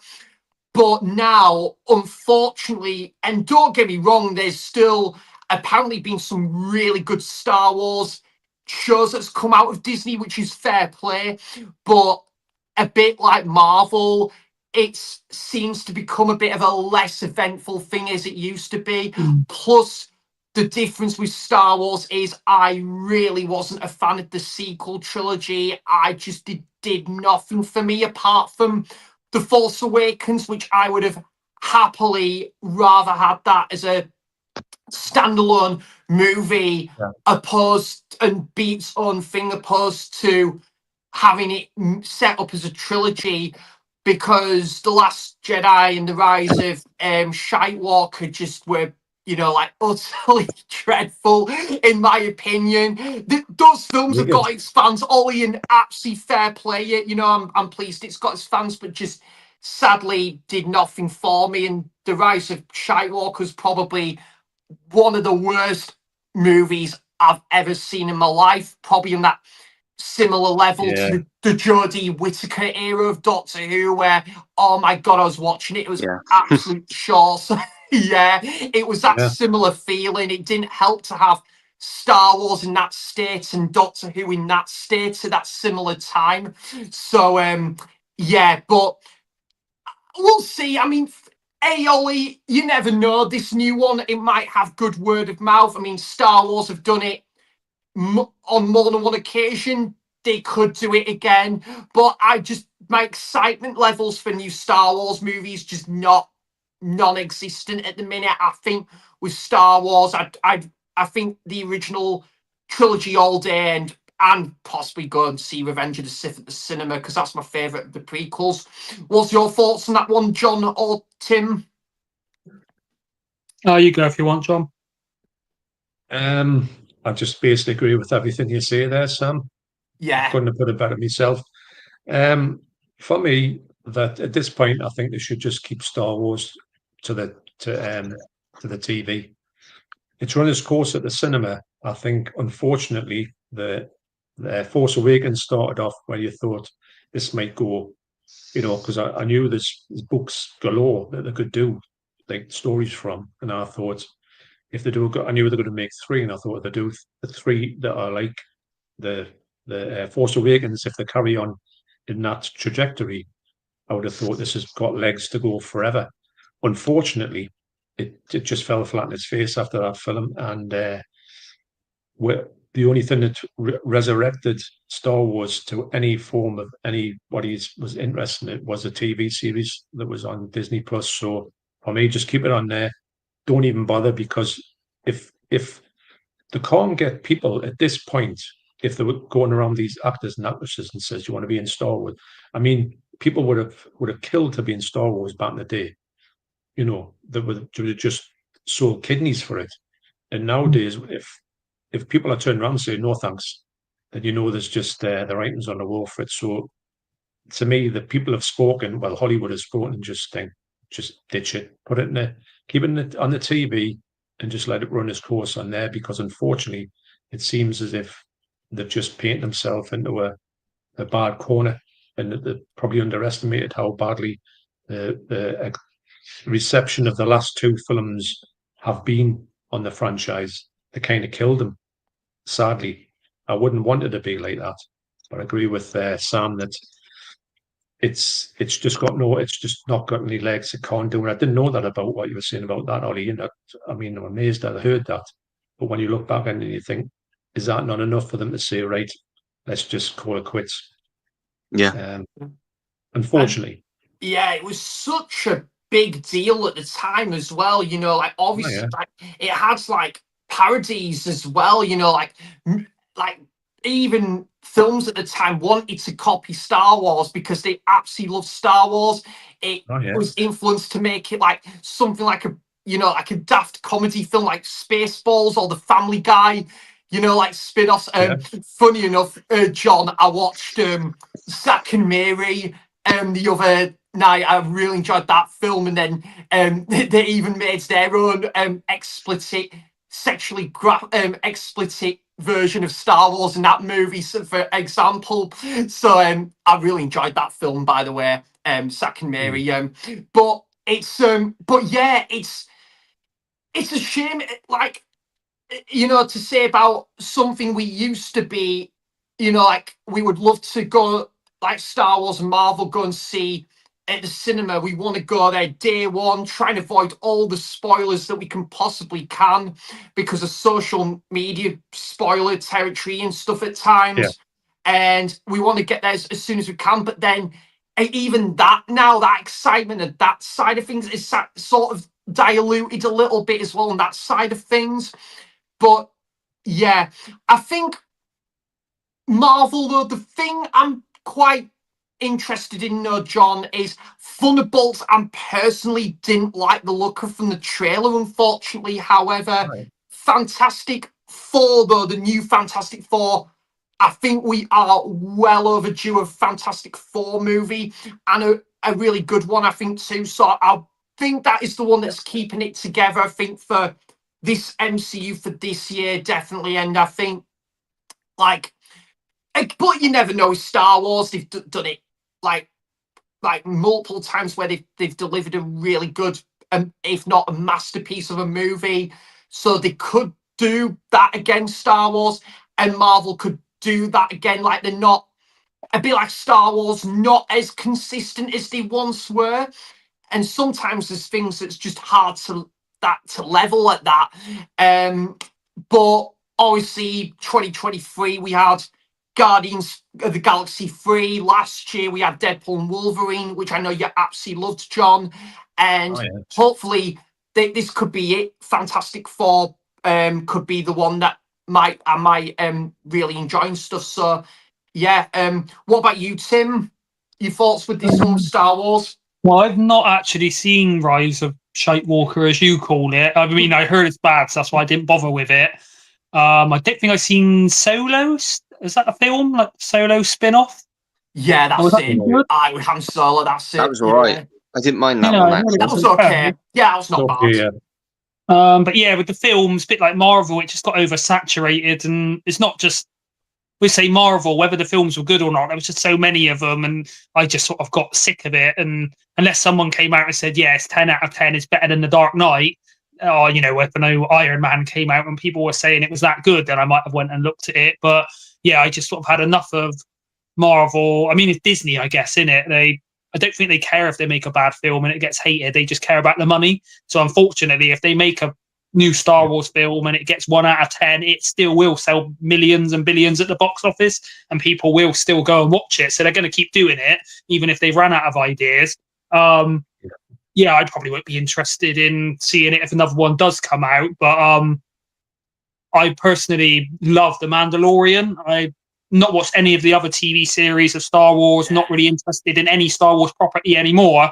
But mates were telling me, not only is it brilliant, obviously Pedro Pascal's in it, who I liked as an actor, but they were saying it's not really that Star Warsy. It's kind of its own thing. Obviously, it's got characters, but you don't need to sort of know about Star Wars. So yeah, I watched every episode of The Mandalorian when that was on. Absolutely loved that. Not watched any Star Wars since. And yeah, if this comes out and it does get good reviews, then maybe I change my mind. But like you say, will they even? I think they'll bother making it just because it's a money spinner, regardless of how crap it is. There are people out there that will lap it up. Maybe younger people that don't know the original trilogy. Whereas, yeah, obviously part 4, 5, and 6 when I was a kid, those were amazing. So nothing's going to live up to that. I personally not a massive fan of the like prequel trilogy, is it called, with Phantom Menace, Attack of the Clones, and Revenge of the Sith. They're not awful, but I didn't love them. Yeah, Force Awakens I quite enjoyed. I think I've seen Last Jedi. I own it. I think I watched it, but I can't remember anything about it. And then yeah, not seen Solo. Rogue One, I think was that one. That's good. That's good. Yeah, I quite like I that. think I liked it. It was actually a bit more in space with like starfighting, whereas Phantom Menace and a few of them are kind of more seem to be like terrestrial and or set under the sea or set on land. Whereas yeah, for me, Star Wars should actually have like dogfights with like TIE fighters in space, which I think they've got away from. But yeah, I think once they've got a cash cow, Disney is just going to milk it, no matter how much they run their own property into the ground and destroy the reputation of previous films. But yeah, I'm personally, unless I hear otherwise, I'm not expecting to be interested in it. No. Yeah. Right. Agreed. Next topic. I think it's just me and John that will be talking this topic because I think we're the only ones that have seen the film so far. And that's Havoc. Thoughts on Havoc? Do you want to go first, John? Well, it was strange because I think it was on the last time, maybe the last time or the first time was on Keith's stream. Somebody got talking about Havoc and they were saying it was, although I didn't remember it's called Havoc. And they were talking about it being directed by the same bloke who done The Raid. Now, then I went and then they were talking about it at work, but it was the TV series of is it Mobland that's come out? With Tom Hardy. With Tom Hardy in it. And I was thinking to myself, when they were talking about it, I thought, I'm sure there's a film coming out. And anyway, so I was going to watch the TV series. We're going to watch that quite soon. But I thought that I'm sure there's someone else coming out. And then, of course, it come up on the Netflix thing. We're watching Netflix for Summit. And it come on there. And I said, that's that film. And it turned out to be that one. So I watched it the other night. And I got John Wick vibes from it in certain places. I thought it was really well done. I thought as well that the picture quality was deliberately like sometimes it was so murky, quite jarring, wasn't it? Yeah, and you were thinking it wasn't really putting us off it at all. I really enjoyed it, but I thought, wow, what a strange type of look to have as a film these days. But some of the bits look pristine, but I wasn't taking anything away from it. But I thought that it was a really decent film. Now, see, with Tom Hardy, when he gets involved with something, I think he's one of these actors who would probably say, if a film's going to be rubbish, he would get the heads up and he'd probably looking after his own career and thinking, there's no way I'm going to do anything that's like rubbish. And I think he's a great actor as well. So we had every faith in it being good. But it's got that kind of, it's got the Raid vibe to it as well, when the fights that seem to go on forever, which is great.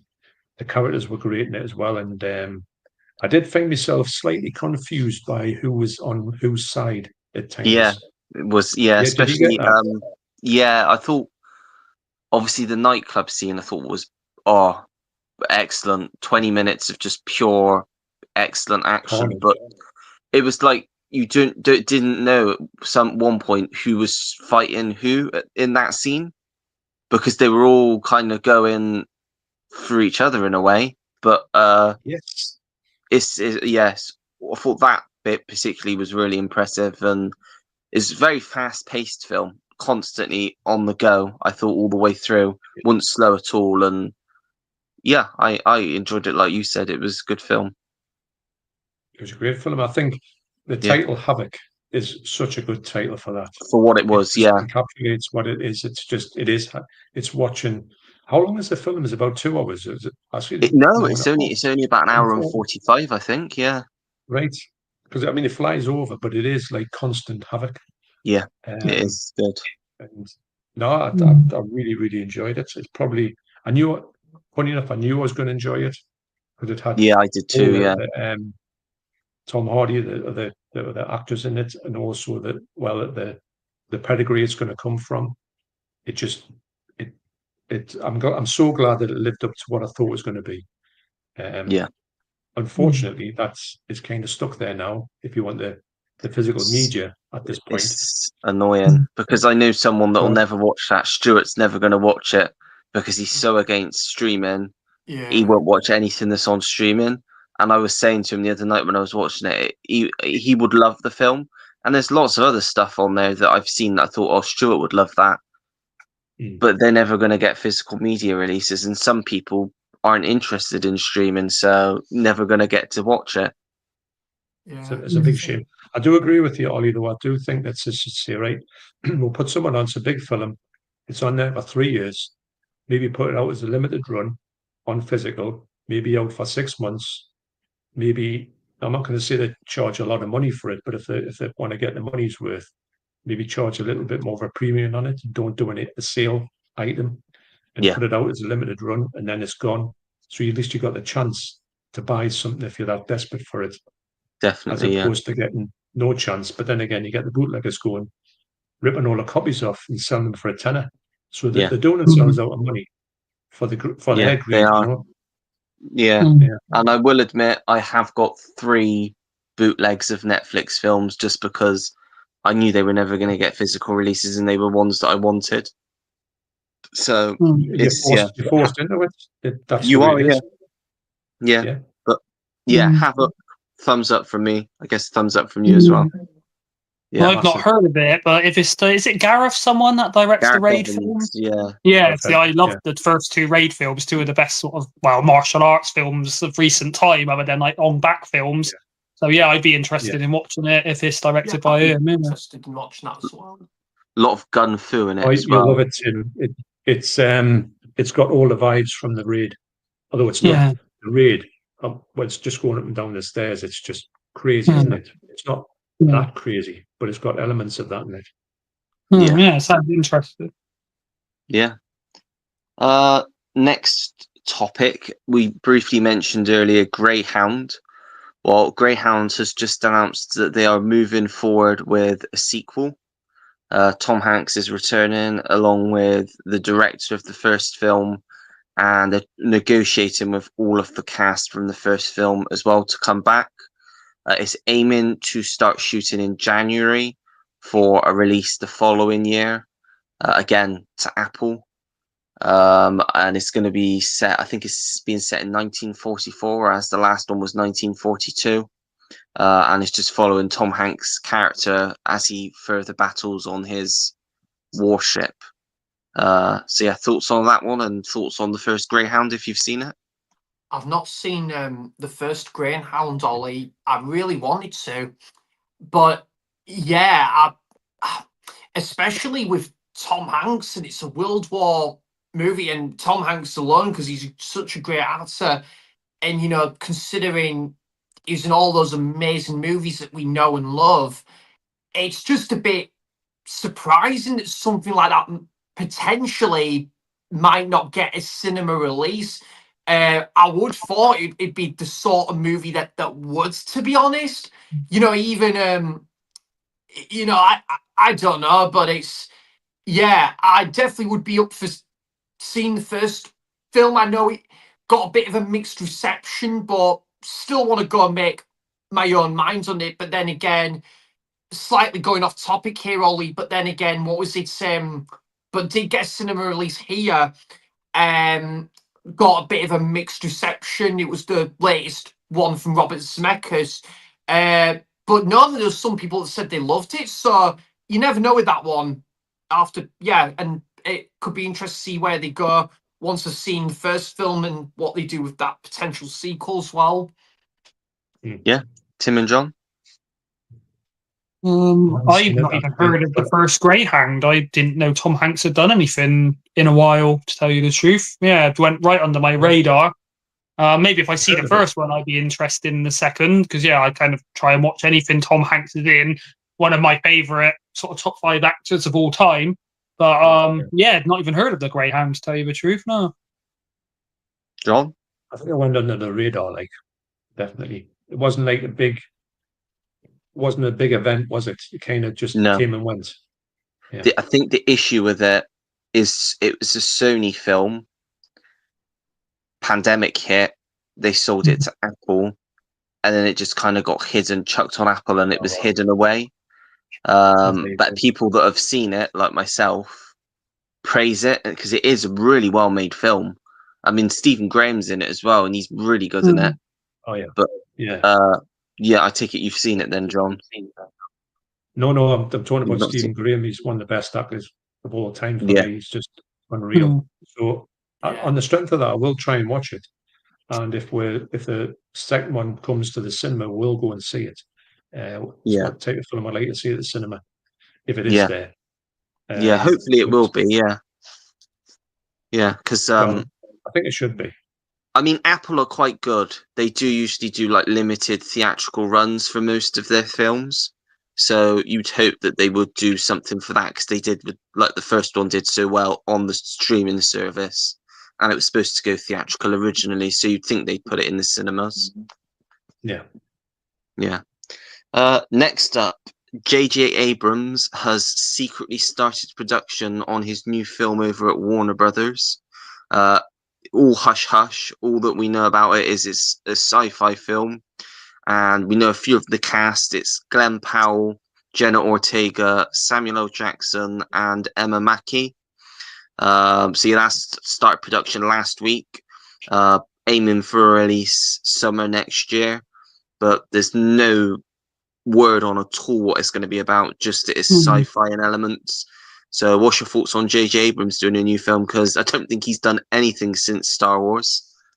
I reckon it could potentially be like a sequel to Super 8, because I'd be interested in that, because that's the only thing I've really seen other than the Star Wars. Not seen the Star Trek films by him, but yeah, Super 8 I loved. Thought is sort of the most Spielberg film since sort of Spielberg did films in the 80s.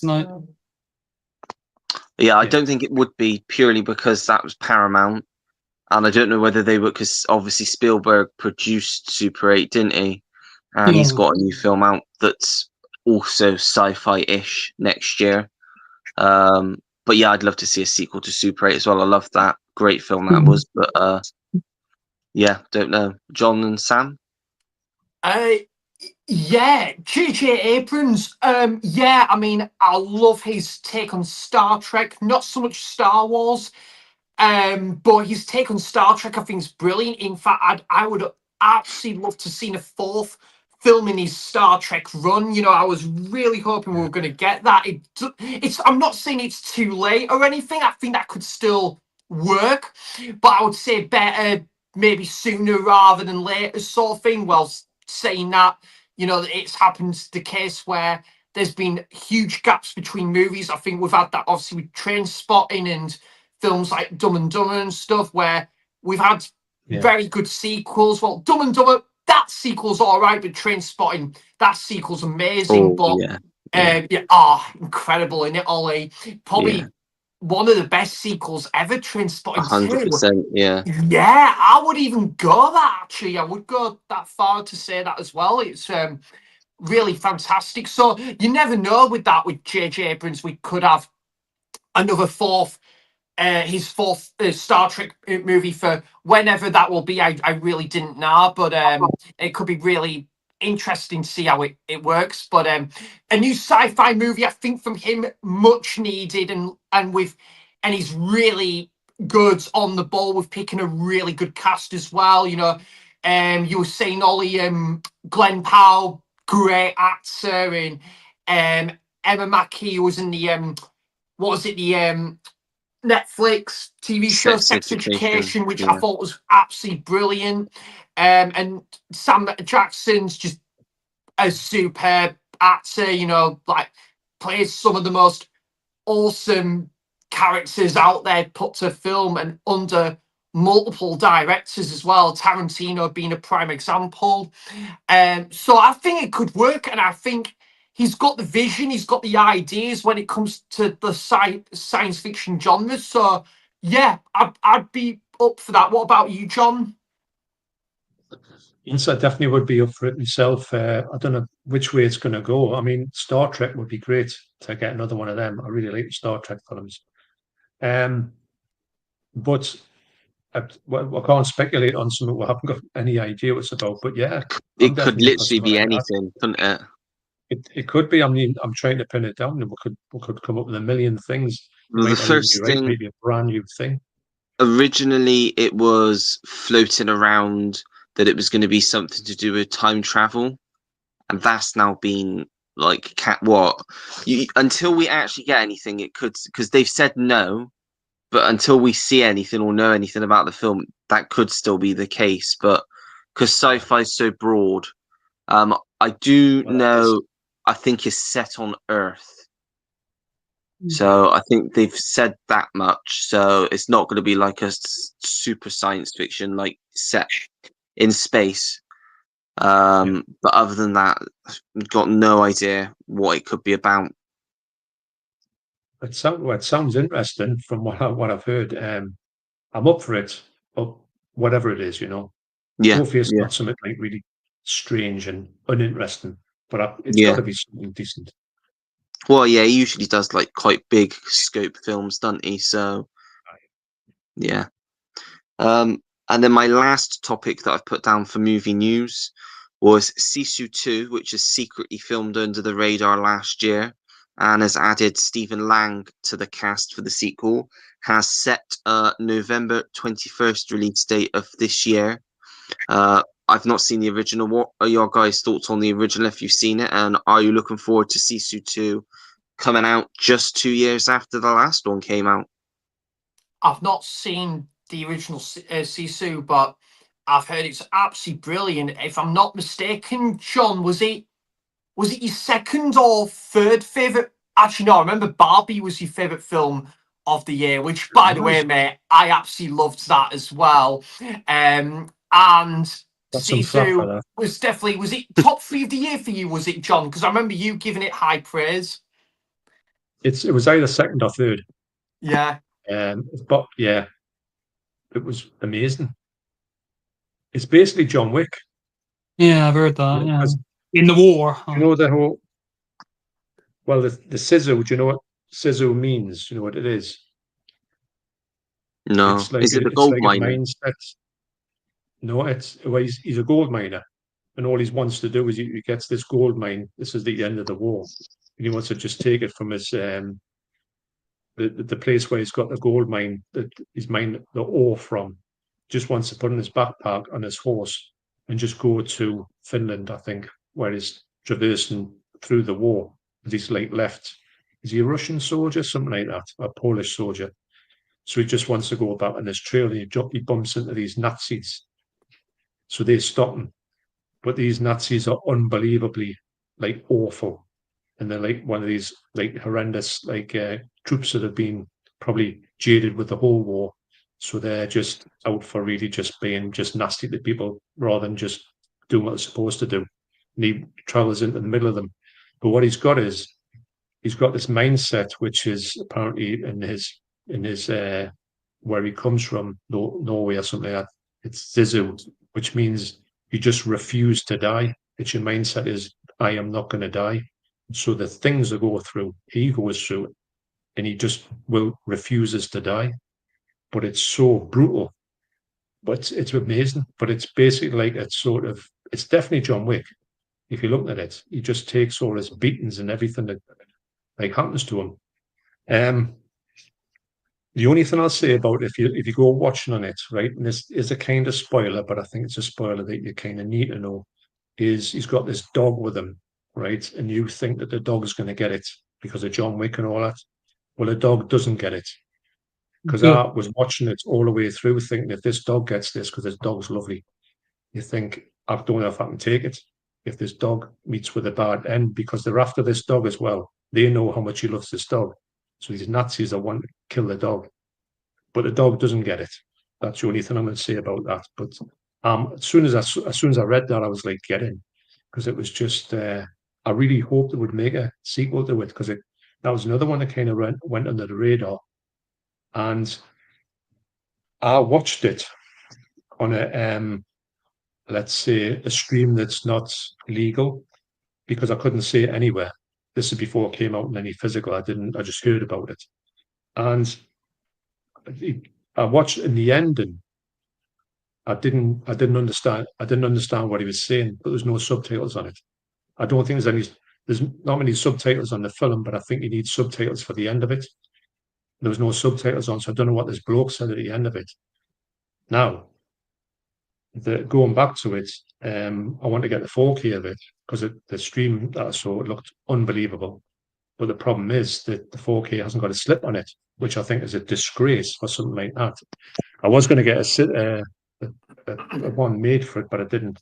So I'm going to hold out a little bit and see if there'll be a. I thought, well, I just get it on Blu-ray then, and I can't get it. I don't think it's a Blu-ray, is there? Or is there? Sisu, There yeah, is. there is. This, Yeah. I think, isn't there? It's held its the price. I think it's like £18 in HMV for the standard Blu-ray. I think. Yeah. is Oh, it Tim? I thought I saw it for like £8 the other day. Oh, right. When I really? went to get it a few months ago, yeah, it was like about 18. And even in CX, they wanted like 15 for it second hand. Maybe it's on offer now, but yeah, one that's been on my radar that I do want to get. Yeah. It's unbelievable, really is. Yeah. I mean, it's non-stop action. So I highly, highly recommend it. If you like John Wick, you'll love this one. And I think the sequel, because the bloke's going to be back in it, isn't he? Her in it. Honestly, the things that go on, you can't believe it. The best thing about it is because these Nazis are like evil, and he's all about getting them. You know, I can't tell you anything more about it, but the way he gets out of things is incredible. Yeah. Yeah. Nice. Well, I'm all for that. I got a bit of a question, well, for all of you, but Oh, Ollie go on. might know the answer. Might be Cool. fake news. My mate might have been joking, but one of my mates in work was saying he's heard they're going to do a remake of Twins, and it's Peter Dinklage, and I can't remember who he said the actor. It might be like Ryan Reynolds or somebody. Is that true, Ollie? Maybe the Arnie and Danny DeVito film Twins. Apparently, No, yeah, but they're doing one with no, but there was a film that came out last year that's quite similar called Brothers with Peter Dinklage and Josh Brolin, who might have obviously been what play he was on about. brothers. Right, you thought it was something to remake So- of Twins. Right? No, they're not. Yeah, no, not as far as I know. No, but yeah, I was saying We're going to make a sequel to that when it triplets. We're going to triplets. do triplets. Yeah. But that was before Ivan Reitman passed away because it was going to be obviously Arnie, Danny DeVito, and Eddie Murphy as well. That would have been brilliant. That. Yeah, it would. I know. I just know it would have been so funny. Yeah, but next I'm going to move over slightly different TV round. So just rounding up stuff we've watched on TV in sort of the last week, some highlights and stuff. I've got 3 particular shows, one of which I know 3 of us have seen to talk about. But we'll start off with, has anyone watched this week's episode of The Last of Us or has been watching it at all? Not yet, no? No, I need to start it, Ollie. Yeah, another it's really good brilliant, John. episode, yeah. Yeah, the first season, John, I think you would love that. There's It's good things class. about it. Oh, yeah. I might even need to, because I'm going away fairly soon. Probably, it's this weekend, so I might even start season 2 this week. Maybe during the week and stuff like for season 2. But yeah, first season, John, brilliant. Definitely. Yeah. Next one, has anyone started the new series of Andor? I don't think anyone's really into the TV Star Wars stuff, are they? Yeah, it's No. We're going to watch it, but just haven't got around to it yet. Yeah, I think I've still got 3 episodes from the last series to watch, so I've got to go watch them before I start the new series first. And then I will apologise, Tim, because I know it's not your thing, but it's our thing. Doctor Who. Yeah, what's your thoughts on this series so far? I think, Ollie, did you want to go first, John? No, you go. I was just saying, brilliant. That's my Oh, overview. absolutely, You man. go ahead, Yeah, no worries, mate. Ollie, the way this continues, I think, and I was saying to you as well in the voice message, I think this has got the potential to be the best season since Peter Capaldi's third season, possibly. Yeah. Yeah, unbelievable in it. I mean, I have so missed that, right, about Doctor Who. You know, when they've done this thing where they tease something at the end of each episode towards the finale. So we've had that with Bad Wolf or Harold Saxon, The Crack in the Wall, and now we've got this with Mrs. Flood. I love it when Doctor Who does something big and bold like that. And Yeah. I just have not felt this way about Doctor Who in a long time, where I'm excited for each episode to come. Whereas with the Geordie era, I felt nothing like that. But with this era, John, as you would agree as well, Ollie, that it feels good to be excited about this show again, because we all love it, you know, especially David Tennant's my favourite Doctor. Absolutely brilliant when David came back for the 60s specials, which I think did the show wonders again. I think it was great when obviously kind of David retired in those 60th specials, handed the bat over to Chuty.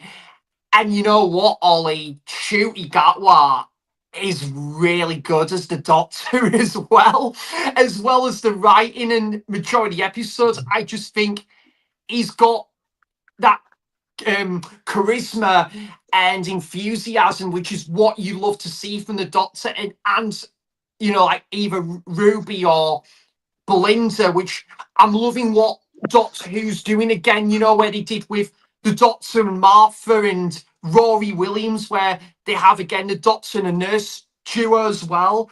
I just think it's absolutely brilliant. A great introduction to Belinda's character. I think that was definitely probably the best season opener since I would even go with since the pilot in season 10 with Peter Capaldi. The second episode, brilliant, where we had obviously the absolute throwback to how it was in the 1950s and with cinema and stuff, and the blends where Doctor Who was doing something eccentric but really good, where they're breaking the fourth wall, and the animation that, you know, there was a little bit tinge of Disney in there, but paid off. And that is, I mean, I absolutely love Disney, but it was great that Disney and Doctor Who did something further with that, with its animation into that episode. And this one, Ollie and John, the third episode, I honestly thought that was the best episode I've seen in a long time. It was really good. I thought the second episode was, because I said to you, this is the best episode I've seen for like a long time. Yeah. And then I watched the third one yesterday. I'm like, now this is the best episode I've seen in a long time, because it was just so bloody good. And that midnight reveal, did not see that coming, and it's so rewarding because that was such a great episode. Midnight, Ollie, is my favourite episode of Modern Who. I absolutely love it. It's just, again, I love it when we have those. Again, it's great when we have the Doctor and the Companion and the Doctor solo episodes as well. Like Midnight was a prime example. I just think it is one of the best pieces of TV I have ever seen in my life, and I'll stand by that. I think it's absolutely fantastic. 10 out of 10 episode. Very much could have inspired something like Black Mirror as well. And it was just like you were saying, Ollie, rewarding to have. And I love it when Doctor Who again does something like this, a rewarding, like comeback almost, but also taking great recognition of an episode we've been dearly fond of for the longest time. And Russell very much did that yet again here with The Well. I think I would honestly give it, Ollie, like an 8.5 out of 10 for this episode, which is the highest score I've given to a Doctor Who episode in a long time. And again, like the threats in the episode was very much there as well, and Quite scary as well, wasn't it? quite in places? creepy. Yeah. The paranoia and stuff is just. Oh, this is what I've missed about Doctor Who, man. You know, I loved it that it very much those aspects came back in that, and there was a bit of an emotional exit to this one as well. And again, I love that we're having those emotional beats in Doctor Who again as well, because we haven't had that again in a long time. And I love it when Doctor Who has. It's great. It's got its emotional side as well, where you feel for one or two of the characters. But yeah, and I think it was great to have Belinda there as well in the episode. I think she made a great impression. So take it away, John. What did you think? I think you pretty much said everything that I was going to say. I just think that this season, I mean, I love the last season. I thought it was absolutely brilliant. It Yeah, took us I a did little too. bit of time to get into it. I think it took me, I honestly thought that Ruby Sunday was going to be quite average, but far from it. I was so wrong about that. I think the first two episodes, I was kind of, I don't know if I'm going to get away with her. And then she come good, you know, and she got like progressively better. And I'm really glad that she's in like next week's episode. It's going to be that, I mean, I don't know anything about it, but that could be, if they do it right, that could be one of the best episodes for me, because and Deborah's a huge fan of Ruby Sunday, which I can't even believe I'm saying these words, because she was so against watching Doctor Who for the longest time, years and years. I'm not watching that rubbish. And I said, well, you're missing out. But anyway, we're thoroughly invested in it. So what we do now is our routine is we will watch, because we don't want to see any stupid spoilers when you go onto YouTube and you see all these, like, you know, all this bullshit about like everyone's going to, you know, Doctor Who's dead in the water and all that. Shooty, that was like the worst Doctor ever. I'm not interested in all that rubbish. So we'll watch it in the morning.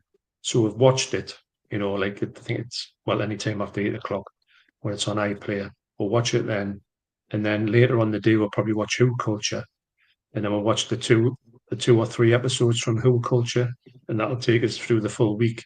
And then we'll be ready for the next one. So it's actually an event now in our house. I cannot wait for the next episode when it comes up.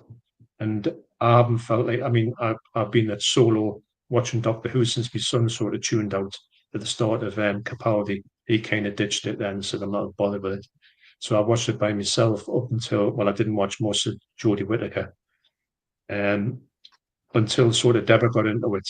And this is now a real huge event now, because I used to do that with my son. You know, me and him used to watch it, and then he, like you say, got out of it. So it's great to have that again. And I can't get enough of it. And I don't get annoyed when I see people saying, giving it so much grief. And you just think, it's just a program. Why do you have to be so negative about it? If you don't like it, well, I know why they're going near it, because they want to put out a video that's so negative that everybody watch it. And it's just purely for people's just views. They're using it as a bit of a cash cow now. That's sort of Loons. Anybody could do it, but people don't choose to do that because it's a bit of a waste of time. But I'm all for the show. I want the show. I don't want it to flounder. If it does flounder after this series, how that some people are making out that it might not have any legs, I don't mind if it goes back to BBC at all. But I hope that it doesn't go into a bit of a no man's land after this season. That's my only hope for this. I just hope it will continue, have a little bit of a gap, but not like, we're not talking 16 years gap here. Or, you know, well, it won't be anyway, but no, I can't get enough of it at all. Yeah. Do you think that we'll get a Christmas special this year? Because they've not filmed anything yet. Or do you think they'll skip it for this year? I think they'd be mad not to. Yeah. Because they're on I think they're on a bit of a high with this lot, because everybody I know who likes Doctor Who is loving this series a lot. So for that reason, I can't see why they wouldn't. If they've had a bit of a bad negative about the first one, and we've got a Christmas episode, I think it's just it would be so much common sense to do a Christmas episode for this one. And then if they are going to, you know, have a regeneration, maybe make a regeneration at Christmas, I don't know. Because if I would hate them to end it on a thing that might be not end it, but like leave a gap in it where they're kind of thinking about maybe regeneration could be looming, but they don't do it. But then again, if they do a regeneration, then it doesn't go anywhere for a bit.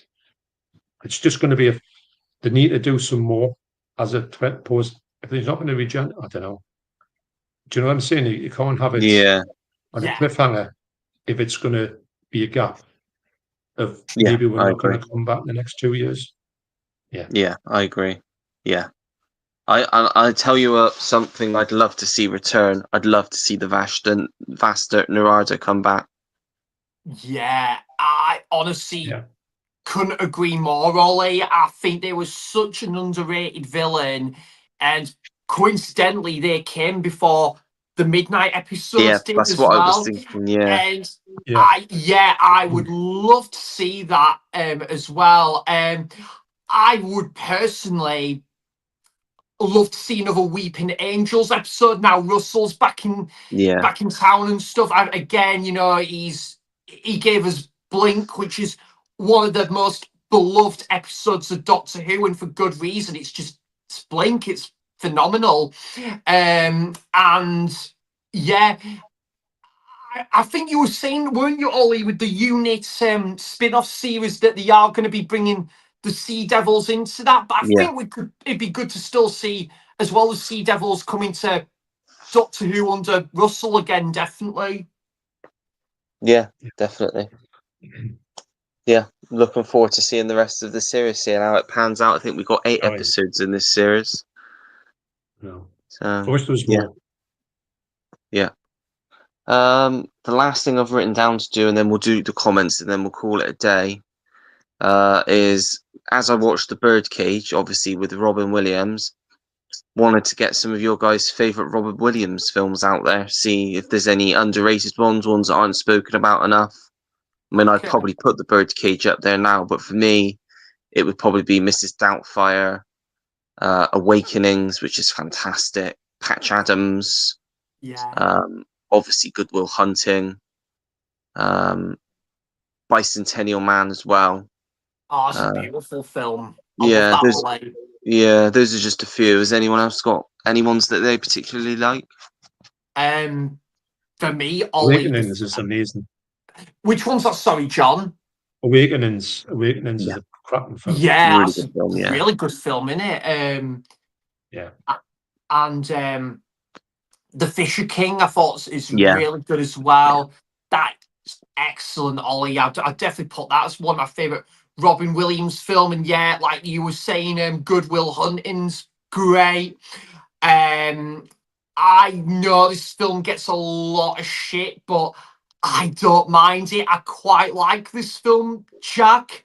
I know that film gets quite a lot of hate and stuff, but yeah, I like that one. I quite enjoy it. And what's the other ones I quite liked? Oh, I don't mind Flubber. Got a soft spot for that one. Flubber's good. Yeah, you're right. Yeah, I like that one, John. Yeah. Yeah. That's a good film. He was in a film with John Travolta that I wouldn't have mind seeing at the time, called Old Dogs, I think it was called. I've got that. I've got the Blu-ray of that. I think it's a American import because you can't get it on here on Blu-ray. Quite funny film, actually. Oh, is it, Ollie? Yeah, I remember that Yeah. one coming out, but I never got to see it. Yeah. Yeah, I would say Mrs. Doubtfire, not just a good film, but I can't think of many films I've ever seen where a role has been so perfectly written for a certain actor. I don't think many people, anybody else, could have pulled off Mrs. Doubtfire like Robin Williams. I think I said to Stuart, did they actually write the script and that, and then they just opened casting, or did they actually write it with Robin Williams in mind? No, they wrote it for him. Yeah, that's what I thought, because otherwise, if he just turned up to casting, then that's just like, couldn't have asked for a better turn up. Yeah, Flubber I enjoy. Jumanji, although when I watched it recently, the CGI is quite dated, especially on the monkeys, but Robin Williams great in it. 1 hour photo, just to see him play such a dark role. He's so creepy in that. Hook I liked a lot as a kid, but when I went back and watched it recently, still a good film, but I think it's quite weird. as a kid, I really liked it. But yeah, when I watched it recently, it's got quite a sort of weird vibe to it. I thought. What's the one? Is it Good Morning Vietnam? Oh, Good And he's Morning like a Vietnam. radio Yeah. DJ, like. Yeah, yeah. I think that's probably the only ones I've actually got. It might be a few I'm missing, but yeah, I think that's about the only sort of 6 or so I've got in my collection. Maybe toys. I did watch when I was a kid, but can't really remember that. I think he like works in like a toy shop or something, doesn't he? Yeah, I tell you a good one that I forgot about. Dark Performance, Insomnia. Really good in that, No, I've yes. not seen that. Yeah, I was going to say, Ollie, that is one I want to check out. Speaking of Christopher Nolan, I do want to as well, however, check out the original Norwegian version of Insomnia as well, because I didn't know for the longest time that was based off like a Swedish or I think Norwegian film under the name Insomnia. So I'd love to get that. I'd love to see them do like a 4K Criterion of that. Oh, I do over actually. What here. happened there? I didn't realise. Yeah, that's Yeah. Robin with Yeah. Al Pacino, yeah. But I've heard the remake's really good as well. Have you seen that one, John? I don't know. No, I haven't seen that. No. What are some of your favourites, John? Well, probably all the ones you talked about. We did go and see Good Morning Vietnam at the cinema, which we enjoyed. Mrs. Doubtfire at the cinema, obviously. And a film that I've always wanted to like a lot more than I did like. When I first saw it, I couldn't believe how much I didn't like it. But going back to it, I want to go back to it and get it. Would look amazing on a 4K. Would be Popeye, because he was amazing doing Popeye. That was the best thing about it. And Olive Oil was brilliant with Shelley Duvall. The casting was amazing. Actually, all the casting was good, but it didn't. At that point, I didn't get what it was about. It's kind of like a musical, and I just didn't take to it. But I need to go back with it because I saw it in 1980, and I went, "What the hell am I watching here?" And we're going back to it now on a real nice 4K. I think it would just bring it to life. And recently, I've been watching Grim Life Collective, and he went to because Popeye's original set still stands in Malta, I think it is. Yeah. So they went back to Malta and they went all the way around that set. So that was good to watch. But I really do want to watch more than any of his films. The one I want to watch more is Popeye, just to see how it sits with us now. Yeah. Yeah, great actor, very funny, and yeah, I think he went too soon. Oh, actually, the voice of Aladdin as well. The voice of the genie in Aladdin, I yeah. would say, is a Yeah. really good role. Yeah, that's a good call there, Tim. Definitely. He was probably the best thing in Aladdin, although I really liked Aladdin. It Yeah. was great. Yes. I Yeah. absolutely love robots as well, Oh Ollie. yeah. I Yeah. love that film. I remember my mum taking me to the cinema to watch that. It was like Hebden Bridge Picture House, I think it was. And yeah, I loved seeing that at the cinema. That is such a underrated animated movie. That have you seen that one, John? Yeah, I've got it on Blu-ray. It's brilliant. Love it. It looks sensitive. That could be an amazing 4K. Yeah. Yeah, great film. Yeah, it's fantastic.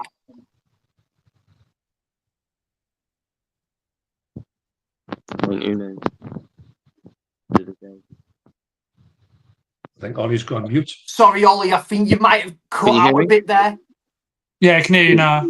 Yeah. I said it's Disney, so it's very hit or miss whether we would get a 4K release of that or not, because I mean we got Tombstone finally, getting Kingdom of Heaven, so who knows.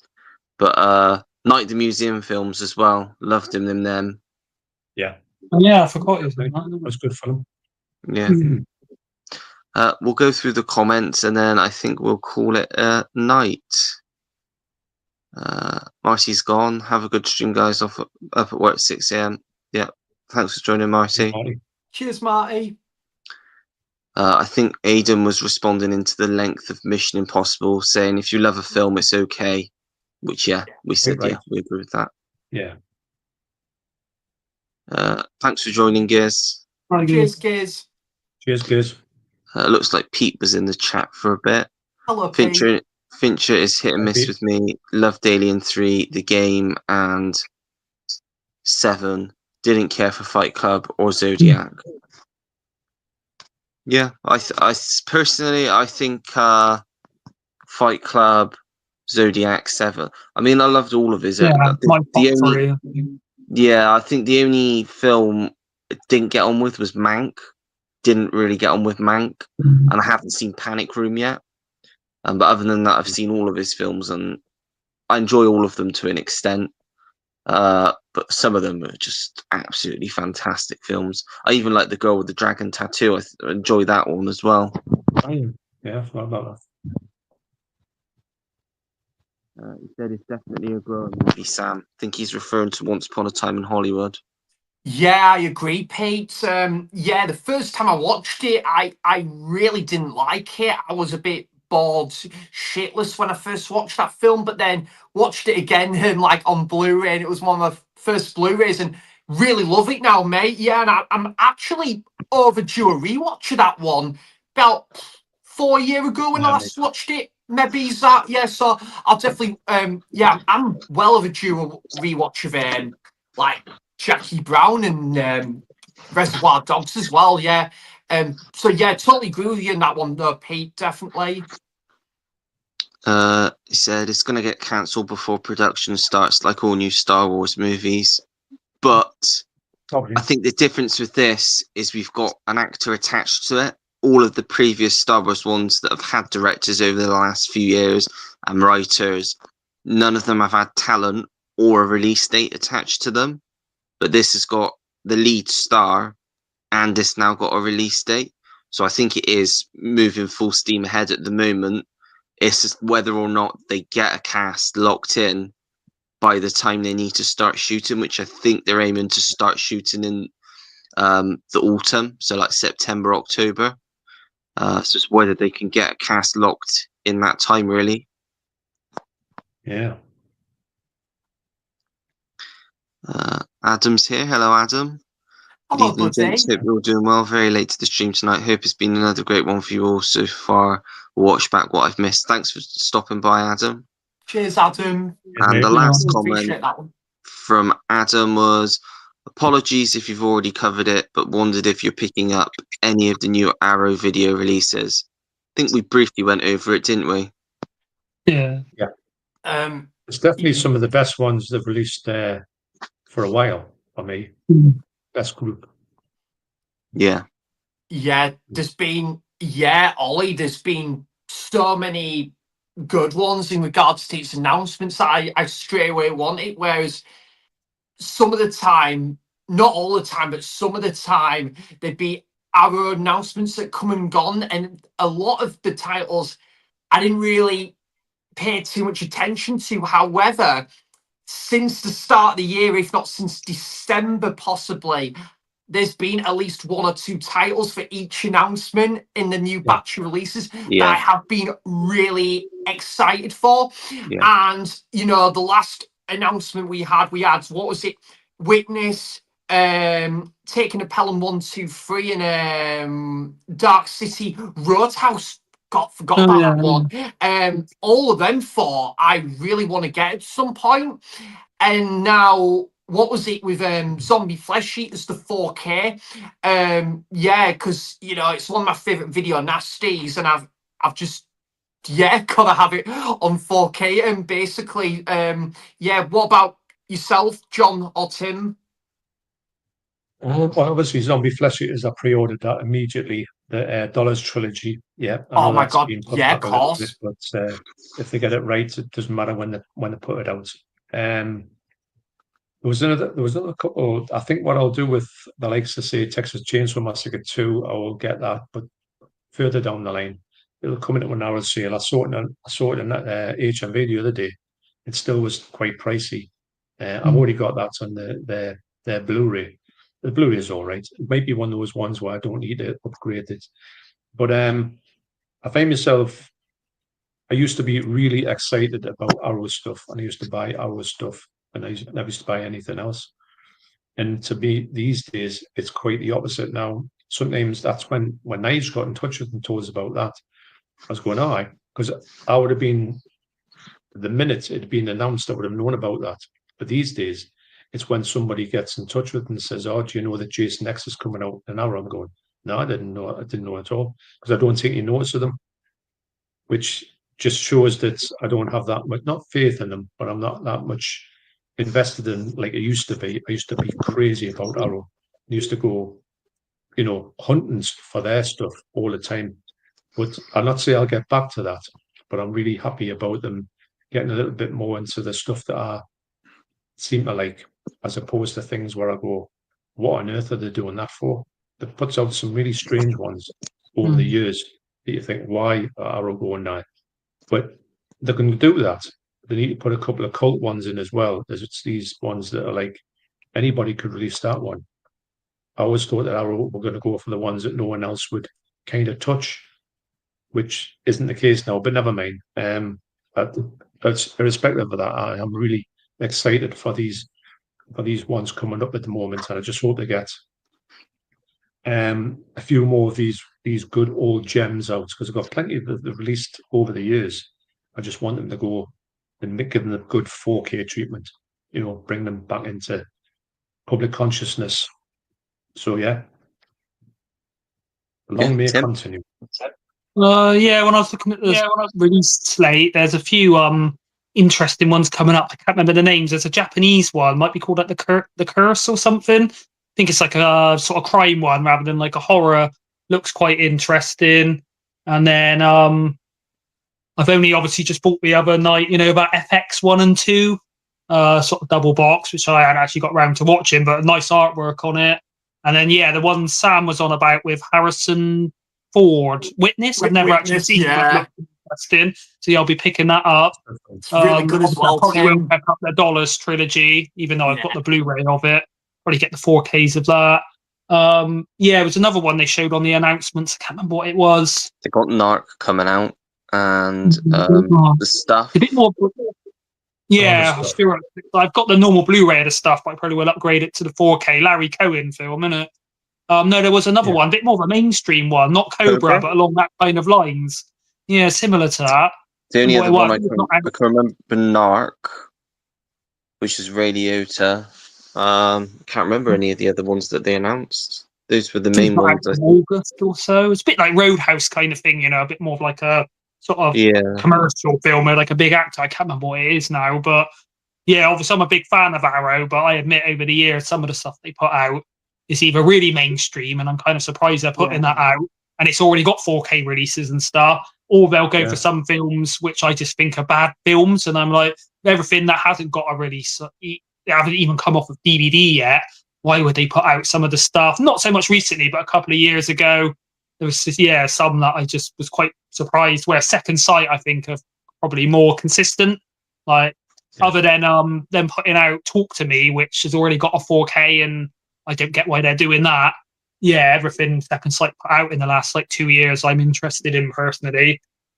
And obviously still waiting for Second Sight to announce the Dead Man's Shoes Blu-ray, but I don't know when that's coming out. Yeah. I know. Right, I think we'll end the stream there. Thanks everyone for joining, everyone that's still watching. Been another great stream, some great comments, some great interaction with everyone, and next week Sam won't be here. I know Sam's usually a regular guest, but Sam's not on next week. But next week we do have our finalists quiz of all the winners going head to head. So Jodie, Pete, and Andy. So I think what I'm going to do is I'm going to write a few questions, and I'm going to put in the group, open it up, and see if anyone in the group wants to give me questions, because no one that's participating in the group. So you can put all suggestions for questions in the group as well, to make it as hard for them as possible, because we want to make it a good one. So that should be a lot of fun next week. But like I said, everyone, thanks for watching, and we'll be back again the same time next Monday. Thank you so much, Ollie. Cheers. Cheers. Have a good one. Bye.